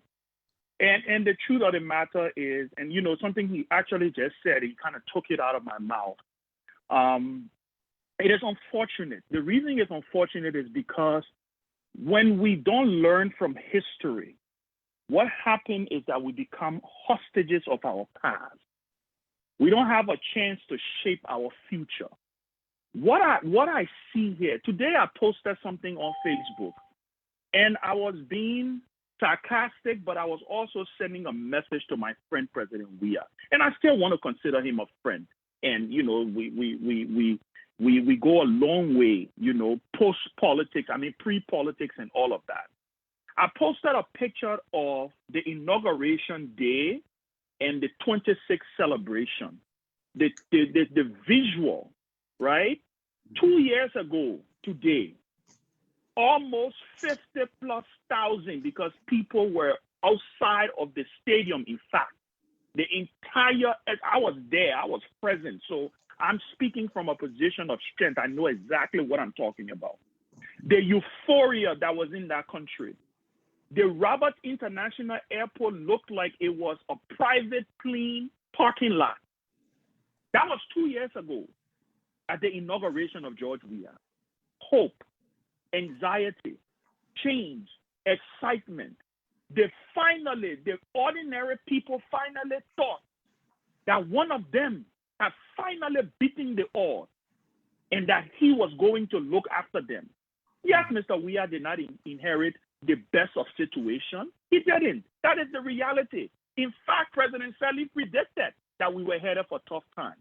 But like my big brother Sam Jackson said, when you come to power and the first order of business is to take care of you, is to eat first and let the people eat last, is to create a situation where that you have a monopoly and you come in with the King Kong attitude of we have arrived. This is why we are where we are today. Look at what's happening around the world. Like he mentioned Paul Kagame. Forget Paul Kagame. Look at Nana Akufo-Addo. Look at Julius Maada Bio, his very neighbor. The UK, while Liberia was not represented at a high level, did not have a high level representation at the UK Africa Investment Summit. I was looking at a flyer just now of some of of what Akufo-Addo is bringing back to Ghana. Do you know what our president was doing the last couple of days? He was watching the county meet. When we have economic issues in our country, when people cannot find jobs, this notion that we have where we always take Band-Aid and put it on our injury. The Band-Aid is going to rub off, Mr. Ja, Mr. Sie. This is not because we hate President Weah. I've said to him privately, I've said to some of his people who have reached out to me personally since I became public in my criticism of their administration. I've said to them, I'm not the one you should be calling. This notion of them trying to play damage control. Oh, by the time St. Jackson start talking, it means St. Jackson looking for consultancy. Or by the time Ben Sanvi talking, it means Ben Sanvi vexed because we gave him job. I said it the other day. What better job? What better job? What government? Why would I want to? It's frustrating. And because we love our country, that's the reason why we're saying the things we're saying. I'm not a reservoir of ideas. I don't have a monopoly of ideas. But I can say confidently, and I said this to a lot of the apologists of Mr. Weah, it is their loss that I'm not working in the government. And I'm not saying it from an arrogant standpoint. It is their loss. Build a network of the best. Go out there. Find your best and your brightest. Put in place things for them to be able to come and get involved and get their hands on the ground so that we can change the narrative of our story, so that we can change the narrative of our country. Google Liberia today, Mr. CA, and see what the first thing that comes up on Liberia. When we have someone who is president, who has a story that can inspire a whole generation. The president has shown, I said it the other day, the president has shown that this is who he always has been. This is who George Weah has always been. Michelle Obama said, the president said, don't change you. It only exposes you. All Mr. Weah was looking for was for a chance to come to live the life that he always dreamed of. That's what's going on in Liberia. And for me, thank you, Ben. Listen, I'm 38 years old. I know I was soon, and I just want to say something quickly, Mr. John. Yeah. I'm 38 years old. Look, whether George Weah likes it or not, I am a part of the conversation of my country. I am a leader in my country. I have scars to show. I've been national chairman of a major political party in Liberia. I've ran for the Senate against him. There's no way you can erase me from the political landscape of Liberia. So whether you like it or not, my voice will be heard. All I'm saying to him, and I'm appealing to him today on the 2nd anniversary of his administration, open up. Open up. And lastly, build a network of truth tellers around you. People who, at the end of the day, when you listen to all the sycophants that you will go to, and they will paint the actual picture for you. I will stop at this point. But I just want to thank my big brother, Sam Jackson, for continuing this fight, for continuing to stay the course. I know he's professionally disengaging, but I know he's not disengaging from our country because he's a patriot at heart. And we will continue to speak and we'll continue to fight until we get the Liberia that we all deserve and we all dream of. I just wanted to stop there. Thank you. Thank you, Ben. Thanks for your contribution. And we still have more callers on the line. But before we bring in more callers, I just want to change the bringing something new, Mr. Jackson. You were, and I want to take you back to one of the areas as a member or even chairman of PAL. You know, people always talk about Sam Jackson has been around for too long. So I want us to put some meat on this bone of, you know, your political history, this career. I was reading the Liberian Study Journal, and who name I saw, Sam Jackson, from a book called Moja, 7 Years of Struggle, written 1980, on page 12. And PAL, there was an open letter to Turbot, President Turbot, dated March 22, 1975, and signed by you as chairman of the PAL. Mr. Jackson, that was a long time. 1975, you are signing as chairman of the Progressive Alliance of Liberia. Tell me about that time, your association with the Progressive, and now the Progressive sound like they people in Liberia. People don't even speak highly of them. They blame them for all the troubles, and most of them, if not all, besides you, are just quiet. Well, thank you very much. In 1975, I was already married. I had a child, and I was a supervisor in the pay and receiving department of Bank of America. My job at that time was to do the clearing, go to 33 Liberty Street, the Federal Reserve Bank. So even though in 1975, I had a background. I've also been to boot camp. I've come back from Japan. So I've done things. I had a background already. We formed PAL in 1974, January 1974, in an apartment in Brooklyn. And I mean, with my background, with my professional background, and I was a young man, I think second or third year in college. So it was just like automatic that I would be, you know, and I also had status too. Okay, I had status, and you know, I had a little bit of money, you know, for a young kid living in Brooklyn, with, you know, and working in the Bank of America. I had a car, you know, I had a nice apartment, you know, wife, you know, and a daughter. So I was responsible. I was also passionate too about my country. So the naming of Tom Weah was automatic that I would be the chairman of the Progressive, because there were a lot of things I could do. And I was a member of ULA also. In 1976, the bicentennial of the United States, I was executive vice president of ULA in 1976. The record is there under the late Leslie Cole. So that letter that you're talking about originated because Talbot had invited Vorster to Liberia, the South African president. And I think you heard about it, you read about it, but it came there for some sort of a meeting to put the ANC or whatever to kind of, you know, Talbot had this sense of grandiosity. And this is apartheid. The president, I mean, the apartheid was really ANC. People were in exile. Nelson Mandela, all these people, you know, Nelson Mandela was in jail. Robin Allen, we've been clamoring for his release. And President Talbot invites John Foster to Liberia. So I was tasked with the responsibility to write a letter telling Talbot that if he was thinking about visiting South Africa, when John Foster came to Liberia, it was condemned by the Tanzanians, Julius Nyerere. It was condemned by Sekou Toure. It was then condemned by most of Africa. So now he was trying to make us to look bad. So I wrote a letter. And that letter basically said to him, to summarize it, that if you go to South Africa, don't come back here. And that letter is not only in that particular book there, but Dr. Elwood Dunn also, I gave him a copy of that letter so many years ago. He has a copy of that letter. Yeah, but that's why. Okay, so now, I was chairman of the Progressive Alliance of Liberia. When I went to grad school in 1977, well, 1976 I went to grad school.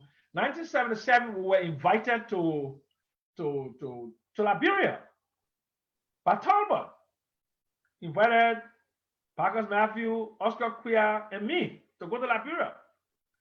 So my ex-wife was pregnant with our second child. I didn't know that. We got to Liberia. She stayed for 2 weeks, was getting sick, so she had to come back. But we met with Talbot, and Talbot was telling us, well, you know, you guys are doing all this thing in America because you don't know what's going on in Liberia. Story.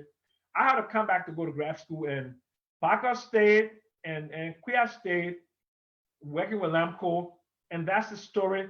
That's how come the Progressive Alliance of Liberia got to Liberia. Then I came back in December of 1978 to work for the government of Liberia as deputy controller at the Ministry of Finance. And of course, I was arrested in 1979, April 15, after the demonstration. And I was arrested again on March 8 before April 12 came.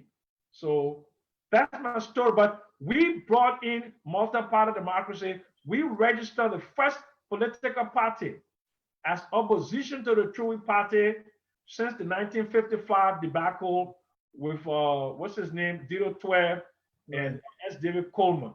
Right, and I will come to that because most people or some people blame the Progressive as the one bringing in the trouble. Every time now and then they make reference to the 1975 rice riot as the source or has the beginning for the downward spiral of the country. Just use a few minutes to respond to that, then I can bring in more colors. Look, Mr. John, I told you, I don't operate on public opinion. If I did on public opinion to be liked, I'll be the richest man in Liberia. Because I would just shut up, use my expertise, be there, be like Edwin Snow, be like Musa Belete, be like any one of those big guys that are making huge amount of money in Liberia. But because I take political stand and they can't trust me from one government to another, or when they are in power, they don't know how I'm going to come at them for their transgressions. So they ostracize me. I'm like the bad apple. I play that role. I want to play that role. I don't want to be a friend for George Weah. I want to be somebody he respects. I'm not looking for love. I have enough love in my house. I have enough love for my children. I have enough love for my friends. I want respect. And I want them to understand we have a shared future. Like Sammy said, whether you like me or not, I will always talk. And I have an audience. I have a very big audience because I have a stake in Liberia. And I have courage. And when I speak, I'm not afraid of any backlash. You can't do it. The worst that can happen to me in America, if I'm going to go to work to Walmart here for $15 an hour, that's $600 a week. That's a lot of money at my age. That's the worst. The worst that can happen to me is I go to Liberia. It'll go sell my ice again. So you cannot punish me. Okay. So the point I'm trying to make to you is, only ignorant people will say the progressives spoil the country. What do you know about revolutions? the French Revolution for 1789, when the French settled down after the Napoleonic Wars. You forget history? What was the American Civil War? That was 1776. What was George Washington president? That was 1789. When did America start on the path of irreversible development? That ain't the 1790s with the invention of the cotton gin. What are you talking about? You know history? You think because you are uncomfortable now in this Liberia, you think this is where Liberia is going to be forever? My grandchildren will enjoy Liberia. Thank you, Mr. Jackson. Yeah. Mr. Jackson, let's go to the line. We have our man, William King, waiting. Mr. King. Yeah, good afternoon, everyone. Thank you. So I got a couple of things. I know you mentioned that it was the first political party since I'm not sure how far away. But I thought that although 1955, correct me if I'm wrong, but I thought there was someone that ran against Tubman from another opposition political party, although he did not win. But I thought there was another, huh? That was 1955. Okay. And then the other question I have for you is, you mentioned something about Liberia doesn't have a sovereign fund. And my question for you is this. To start a fund, is it money that is needed, or is it policies and work? Policy and work. Which one? Mr. Jackson, let's take a few more colors, then you can come in, please, or jot it down. We have a lot of colors.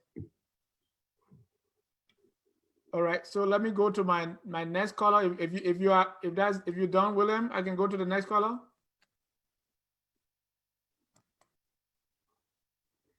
Next caller, your name and where you calling from? Hello, caller. I'll bring in Jared Kola. Are you getting me? Yeah, Jared. Go ahead. Yeah, I just want to thank you guys in the studio there, and also want to thank Mr. Jackson for his contribution tonight. I got two questions.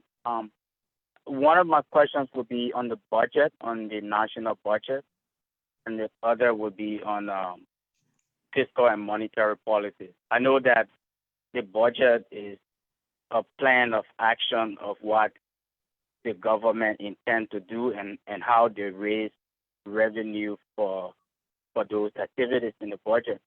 I want to ask Mr. Jackson as to how effective has the Liberian government been in carving out a really good budget that has been beneficial to the country? That's my first question. My next question is, in Liberia, we always complain about what the problem is, what people did in the past, and things like that. Assuming I'm the president of Liberia and I made you a central bank governor, Mr. Jackson, what would be your monetary prescription? What would be your policy, monetary policy that you could put into place in maybe the first 3 to 6 months to revamp the Liberian economy? And if you can also touch on a fiscal policies. Yeah. But I know that the central bank governor is responsible to implement monetary policy. So those are my questions. So thank you so much. Dennis, I think I need to answer these because I don't want to get too far off too many to be kind of overwhelmed. Okay, let me just say. He said, if I'm made central bank governor, what are some of the monetary policies that I'm going to implement right away? Right, in the next 3 to 6 months. Well, first of all, you have to do a diagnostic of the economy to know what the circumstances are in the monetary sector. There are 4 sectors of the economy: monetary, fiscal, external sector, and the real sector. So in the monetary sector, what are some of the problems in the monetary sector? Right now, you have high inflation, 33% inflation. You have a reduction in purchasing power, right? Headline inflation. So you have to attack that. So what are inflation kills? The inflation kills, the number one inflation kill is to strengthen the value of the Liberian dollar. The first thing you have to do to strengthen the Liberian dollar is to get a handle on the quantum of Liberian dollars in circulation. You don't know that.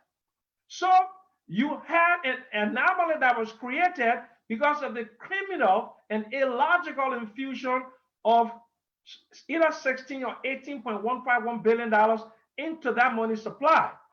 So you have to find out first. In my study, we projected, based upon our math, there was 28.9 billion in the money supply. Based on the fact that in 2016, you have 10.83 billion Liberian dollars in circulation. Then you added 18, that would make it about 28.9. They still have the 0.4 billion. So that brings you down to about 24 to 25. So the monetary aggregate, the Liberian dollar portion, rose by 77% between 2016 and 2018, while the average growth rate was 2%. So there is something in economics we call the quantitative theory of money. There has to be a linear relationship between economic growth rate and the money supply. So I would, first of all, I would demonetize the current banknotes and I would bring in new ones. I would do a retrieval system. And that retrieval system would include putting up criteria for thresholds, people coming in, bringing in anything of value of more than 10,000 US dollars equivalent. So that would be about 2 million. You have to bring your business registration, you have to bring your income tax, and you have to bring in other documents to prove that our money was earned legitimately. That's the first thing I'll do. The second thing I would do, I would call a conference with the cell phone companies, with the banks. We have to improve a digital platform, a robust digital platform, mobile money. So public education. We want to keep the money in the banking system and just transfer balances. Like 93% of Kenyans use mobile money, and over 50% of GDP is intermediated by mobile money. So you want Visa, you want MasterCard, right? Then the other thing I'll try to do in the medium term, a medium term policy, okay, I have to have some sort of a program to align fiscal and monetary policies. The government of Liberia owes the central bank $498 million, $498 million in legacy debts. It means that the central bank of Liberia is undercapitalized because that same central bank there has issued out T-bills and T-bonds of $6 billion Liberian dollars to the banking system. So you have a void of about 623 million. So I will have to go find a way to recapitalize the central bank, and I will have to demand a consolidation of the banks in the country, and they will have to improve their capital adequacy ratio, and they will have to improve their liquidity. And the consolidation means I will bring you down from 9 banks to 4 banks in the 4 regions and about 80 branches, because the 93 branches was based upon a growth rate, a double-digit growth rate, where the price of iron ore and other minerals was supposed to be inducing economic growth. You're going to be improving the circular flow. Then the other thing I would do is I would move towards I'll move towards financial de-dollarization. What does that mean? I will go to a system of capital control, meaning that export proceeds surrender. People who are exporting our diamond and our gold, they have to deposit 50% with the central bank. Then in my migration now to de-dollarization, where I'm going to go to a single currency, I'm going to start requiring that more taxes, this is fiscal now, that more taxes be paid in Liberian dollars. And I will also now go to the external sector, that inward remittances are coming to the country, I will pay 100% in Liberian dollars. That will do what? It will increase the reserve of the central bank. That would do. Okay. So now you have a combination of things you're doing to stabilize the monetary sector in your country with financial inclusion and with putting in inflation cures. I will have a more robust interventionist thing into the monetary system where the central bank will be the banker of last resort, that we will be lending out money to banks to expand growth. But all of that has to be done with the full cooperation of the executive and the legislature. We have to improve governance, good fiscal governance. We have to improve economic governance, granting all our resources, granting all our concessions. We have to improve the way that the public sector and the private sector engage, public-private partnerships. You want to decrease the infrastructure deficit. You want to invest in agriculture. You want to invest in tourism and hospitality industry. So there's a whole panoply of things that have to be done. John, we alone cannot do it. They don't have the capacity to do it. If they have the capacity to do it, you will see growth in Liberia. None of us, you need more people. You need thousands of Sam Jacksons, experts, thousands of senators. You don't need one senator, because in every industry, in every sector, you need hundreds and hundreds of analysts. You need decision makers. You need policy makers. Then you need people who monitor and evaluate. Then you need people who chronicle it. Then you have to develop TVETs, technical vocational educational training programs. You need plumbers. You need electricians. You need painters. You need people who lay brake. So there's so much to do in the country. Why they just believe that sitting in a government job, making $200-300, that can't even come. That's what gets me upset. That's what gets me mad. Because the country has so much potential that under that circumstance, before I die, I'll be a multi-millionaire. If they want to do that. Sam Jackson right there, and you are hearing from him. We have that access and we are making use of it. We will bring in a caller who has been waiting for so long. Caller, your name and where you joining us from? Hello. Yeah, your name and where you calling from? My name is Henry Brisbane. I'm calling from Philadelphia. Okay. Well, welcome to Focus on Liberia. Okay. Your questions or comments, please. Yeah, first of all, let me say thank you to you guys. You're doing extremely well. I've been following you guys, but each time I can only glance at you and then pass because I wanted to see your strength and ability. Most of the time when you people say focus on Liberia, I can actually be shocked. I wanted to know your capacity of doing things. But let me say thank you to you guys, and let me say thank you to Mr. Jackson, who's sitting up there trying to clarify things for us. I get two questions. One was directly going to Ben Sanvi. I wanted to know his story. Do Ben Sanvi have a story, or he just want to talk? Then my second question is to our more energetic man sitting in there.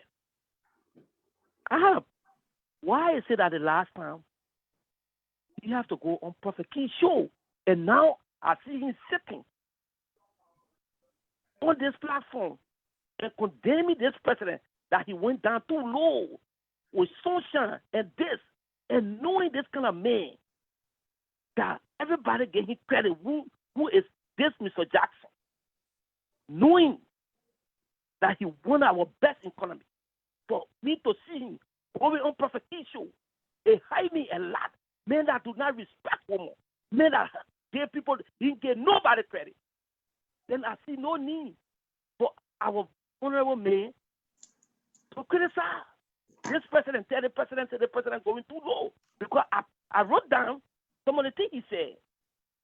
So I'm kind of confused because he went low. So let me clarify that. Because he too good for me to see him going to some other show that would disgrace with me, that would do things to our people. But I saw him going that, oh, he wants to talk to Prophet, and Prophet Key high and him all over. And I felt bad. And I know, one St. Jackson we get. It is him. So can he please answer that? Thank you for your questions, Herring. Mr. Jackson will answer the question, and he will be back in studio soon. Thank you for your question. Mr. Jackson, did you get a question? No, I didn't get a question. I had an emergency. All right. First, he expressed how he has so much respect for you because of your training, your profession, and your expertise and experience. And that you went on Prophet Key's show. He said you went that low.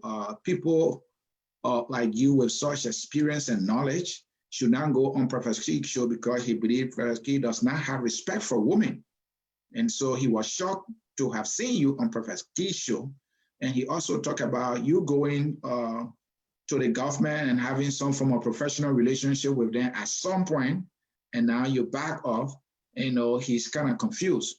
And so he really wants to know what's going through your mind. He wants you to really clarify that. Well, first of all, go to Prophet Key. One of those things to do instantaneously. Look, he must know me. Forget about the speech pattern. Forget about the education. I'm from Sunnyway, and I'm from the ghetto.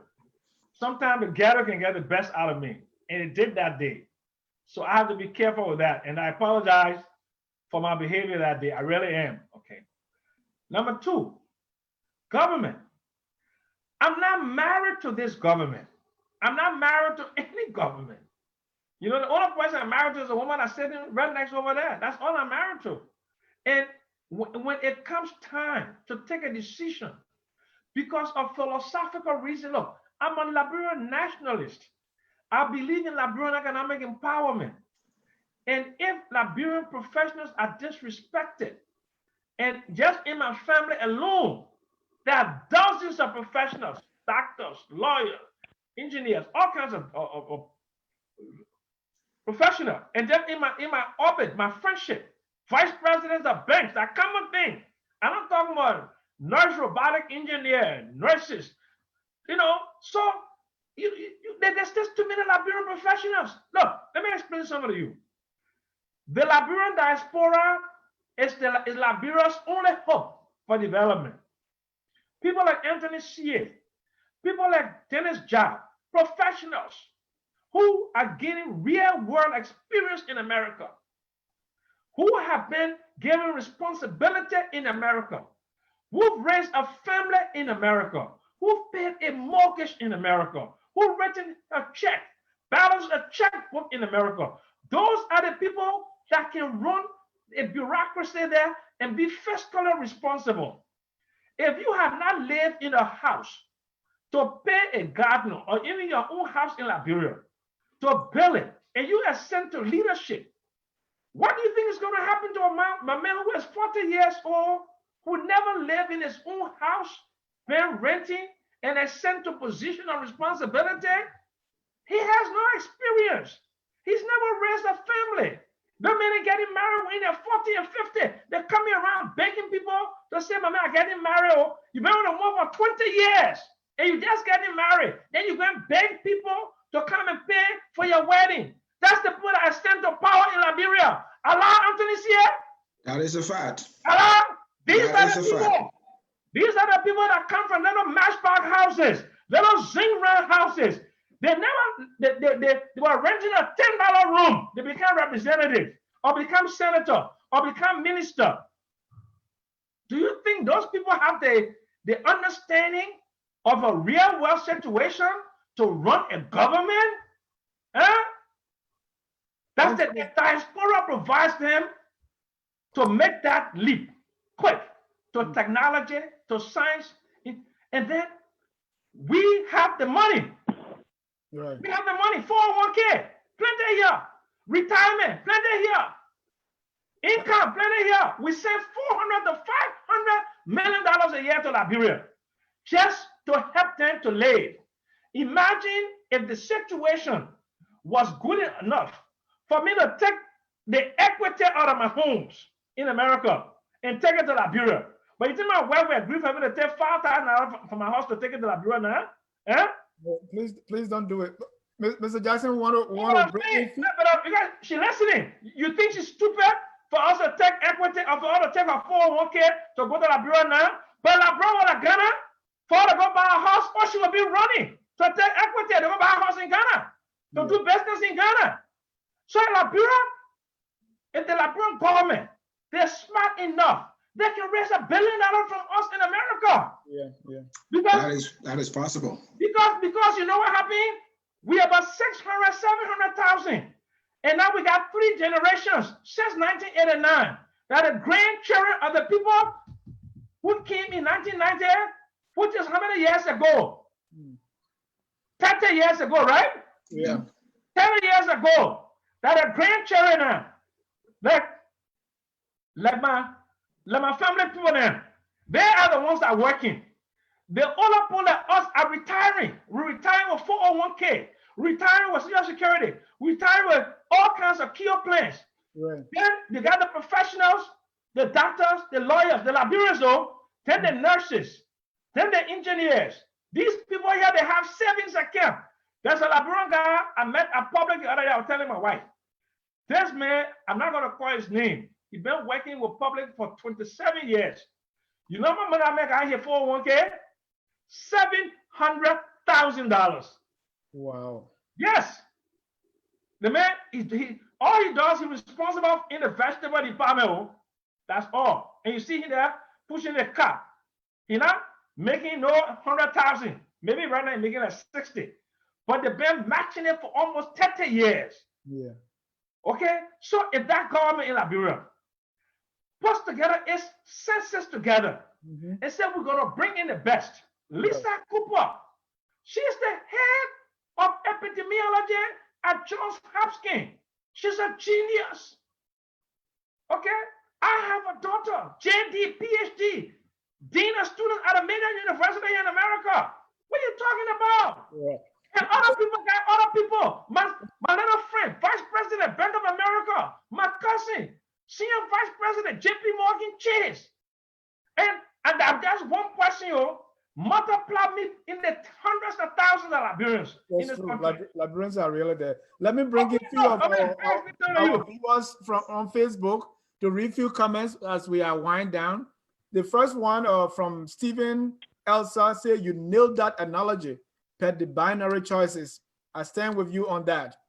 Janet Mannen said, thanks for clearing out the air, Mr. Jackson. Render Ralph P. Williams, Samuel Jackson is no different from David Coty. They always hang their clothes to where the sun shines. A.B. Kali, it's definitely true, Mr. Jackson. Usually flip-flops all the time. Boo Yonley, I agree with the color. Mr. Jackson, you have to be consistent. We do admire you, but moving forward, you must take a stand and stick with it. Middleton Balls, we need the likes of Mr. Sam Jackson, other good economics around to train the young folks. Moa Destre, no, he spoke already. Janet, goodbye. Indeed, Liberian women are the most beautiful women gracing the earth. Abraham Mamu, very true statement, Mr. Jackson. We shall always say the same. Telco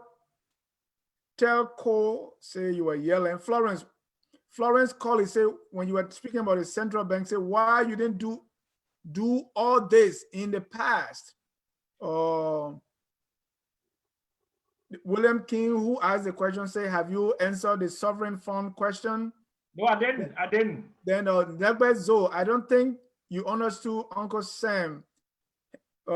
Somebody is responding to the caller, say, Henry Brisman, my dear, you can't choose what show Mr. Jackson should appear on. Dave Jazz said, Mr. Jackson, what economic theory influence does Mr. Jackson subscribe to? And what is the precedent that such prescription has ever worked anywhere? Joseph Shah Thomas, what Henry Brisbane want to say because Mr. Jackson is not singing praise songs to Josh Weah? Josh P. Lobo, Samuel Jackson is one very interesting old man. He's a young man, Mr. Lobo. He marketed and defended the printing of the CDC $35 billion after the economic dialogue, but today he's here running away from his own comments. Samuel, I will be on the business forum this weekend. Don't worry, I'll see you there. Sorry that I'm at work and could not get through to call you out on your many contradictions. Those are some of the comments. Back to you, CA. Well, first of all, thank you very much. Economic theory. The only economic theory I aspire to is Liberian economic empowerment, the indigenization of production, Liberian ownership. That's what I believe in. I don't believe in, well, I mean, in terms of as a practical matter, okay, retooling the economy, I believe a lot in Keynesian economics, the government's role in the economy, okay? But I believe in more bottoms-up economic development than supply side. I really don't believe in the neoliberal economics, okay? I believe in the fundamental values of the free market. I believe the free market and private finance capital is the way for Liberia to go. But that's where I stand. The Sovereign Wealth Fund, Liberia needs to do everything it can to get its financial architecture integrated into the global system. How? You need a sovereign, telling you need FICO score. Don't you need FICO score? Dennis Jad to go buy a car? Eh? Anthony CA, you don't need FICO score to buy a car? So it works, yes. So why not in Liberia? Exactly. So a country, the FICO score for a country is about the same way you got Experian, TransUnion, and Equifax in this country, right? For individuals. Globally, there are 3 companies: Standard & Poor's, Fitch, and Moody's. And they start from AAA in terms of your credit rating. When you get a credit rating and you fix your financial architecture and you improve your fiscal and economic governance, you can access private finance capital. The reason why the World Bank and the IMF come in to help you is because something in economics is called market failure. The market has failed. You are locked out of the market under this year. That's why the IMF is going to come and give you $155 million SDR. It means your external sector, your balance of payment, okay, is out of whack. Okay? The reason why they tell you to get concessional loan no more than 2% because you don't have the ability to service a debt of the current market rate, which is whatever LIBOR is, the London Interbank Offering Rate or the prime rate in America. These are things you need to know. Mr. Jackson, given what you just said, can we say, or can you say, those are just indications that the government pro-poor policy thing is not really getting the ball rolling? Look, let me explain something to you. Any economic agenda document, even the Malaysian 10-year plan, is purely aspirational. Okay. This is where they want to go, right? So what is Liberia? Liberia wants to be a middle-income country in so many years, right? Right. But the way to get there, there's a roadmap to get there. And the first thing you need to do is what? Security, right? Right. Security. And then the next thing is what? Economic governance, right? Fiscal governance, fiscal prudence, fiscal responsibility. It means you have to make sure your fiscal stance is tightened, that you don't spend more than you have. And then you have to reduce what? Waste. WOW, wage a war on waste. Then you have to expand fiscal space. Because if you look at the GDP configuration, government spending is a major part of what? Economic development, right? So the government has to build what? Build roads, build the infrastructure. So you have to have that space. So you have to minimize the difference between your incoming revenue and what? And your recurrent expenditure. Because you need that space. And that space is what it does not exist right now for public sector investment.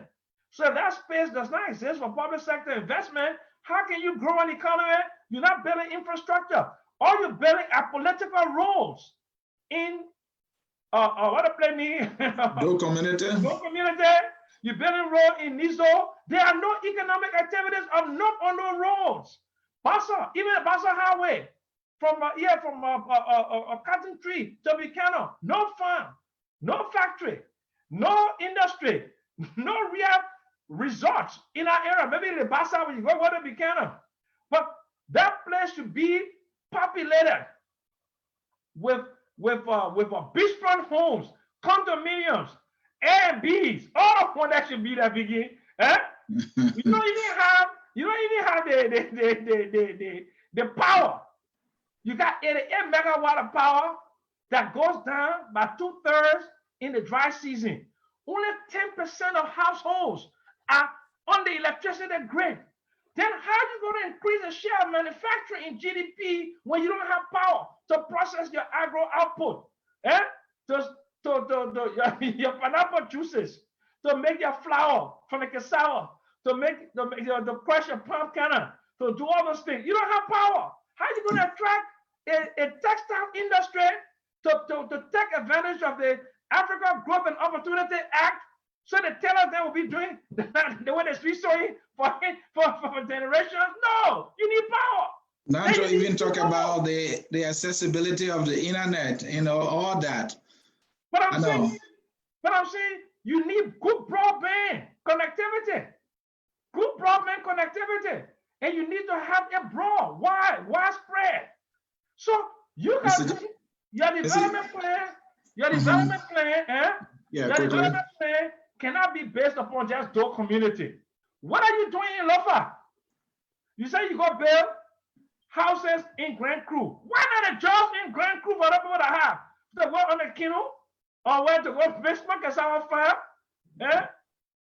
How would they have money to maintain those houses if you got toilet in the houses, if the toilet clogged? Where do they got money for to go unplug the toilet? Eh? The man living in a good house, eh? But his children not going to school. Eh? He ain't got no job. So you gotta marry together. Okay. All right, Mr. Jackson, let us not get you started again. We have you for more than 2 hours now. You can't do politics. You can't politicize the economy by doing things to score political points only. You can't politicize the development item. Yeah, but I'm saying no, because it's a political economy. But politics should be only 10% of the economy and 90% private sector driven. In Liberia, it's 90% political and 10% private sector driven. That's the complete opposite. It's convoluted. Thank you, Mr. Jackson. Yeah. Thank you, Mr. Jackson. Thank you, Mr. Jackson. Thank you. We don't want to get you started. We had you for a little over 2 hours now. Okay, right. Folks in cyberspace, again, this is Focus on Liberia. There has been a May special in an exclusive with a veteran, Samuel Jackson. He is a veteran public servant. He is an author. He is an economist. But I like to call him the politician, and he doesn't like that. But I'll stick to that. Mr. Jackson, we have to leave it there and conclude. Mr. Jai, your final thoughts, then Mr. Jackson can close. Yeah, Mr. I want to ask my last question to Mr. Jackson. Mr. Jackson, I read somewhere, Martin Luther King said, somewhere I read that you were on the University of Liberia campus addressing students, and you called Liberians stupid. Yeah. Why? I think we are. Why I think we are. I really believe that. Either we are stupid or we do stupid things. I really believe that. All right. Okay, I have to answer that. That's controversial.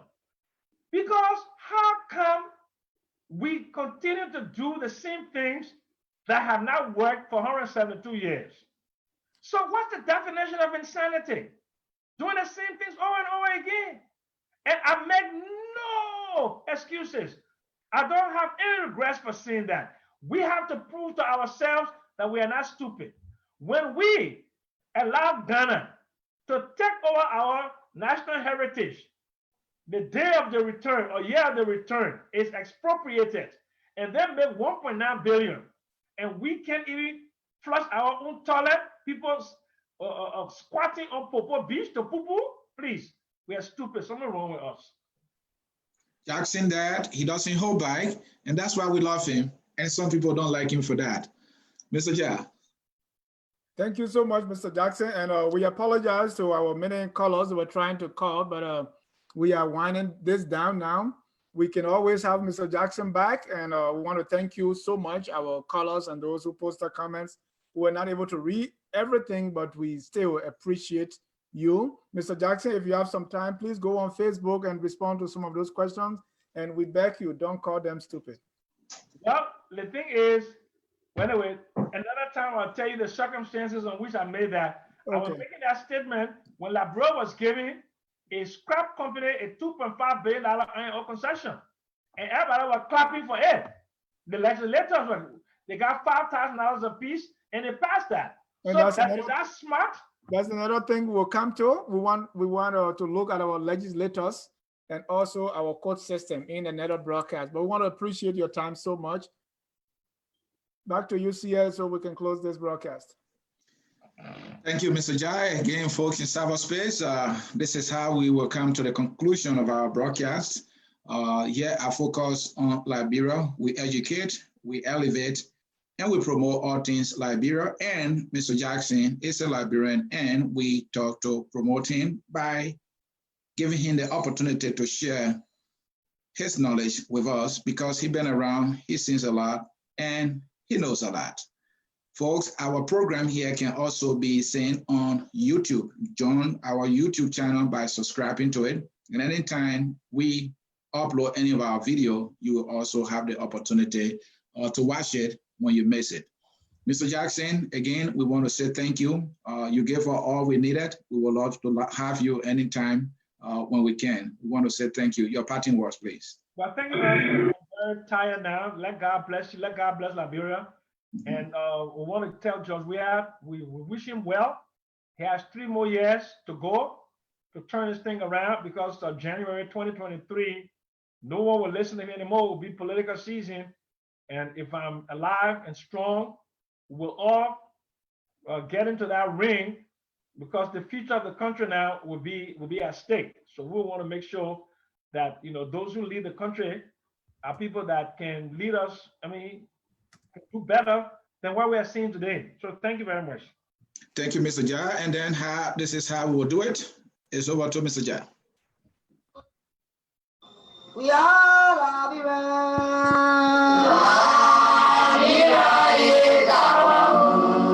and we are all Liberians, and Liberia is our home.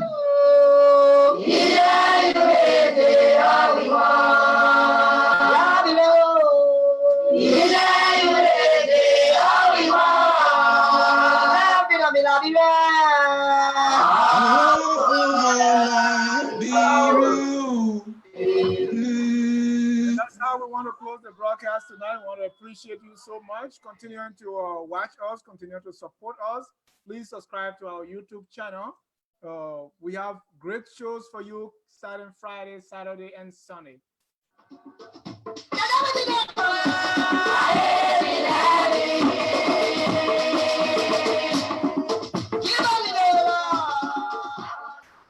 On behalf of all the crew here at Focus on Liberia, my co-host, Mr. Ansoni Sien, my guest relations manager, Stephanie Setro, the editor of the Business and Economic Forum, Mr. Alex Chuchu Jones, we want to say good night and God bless you.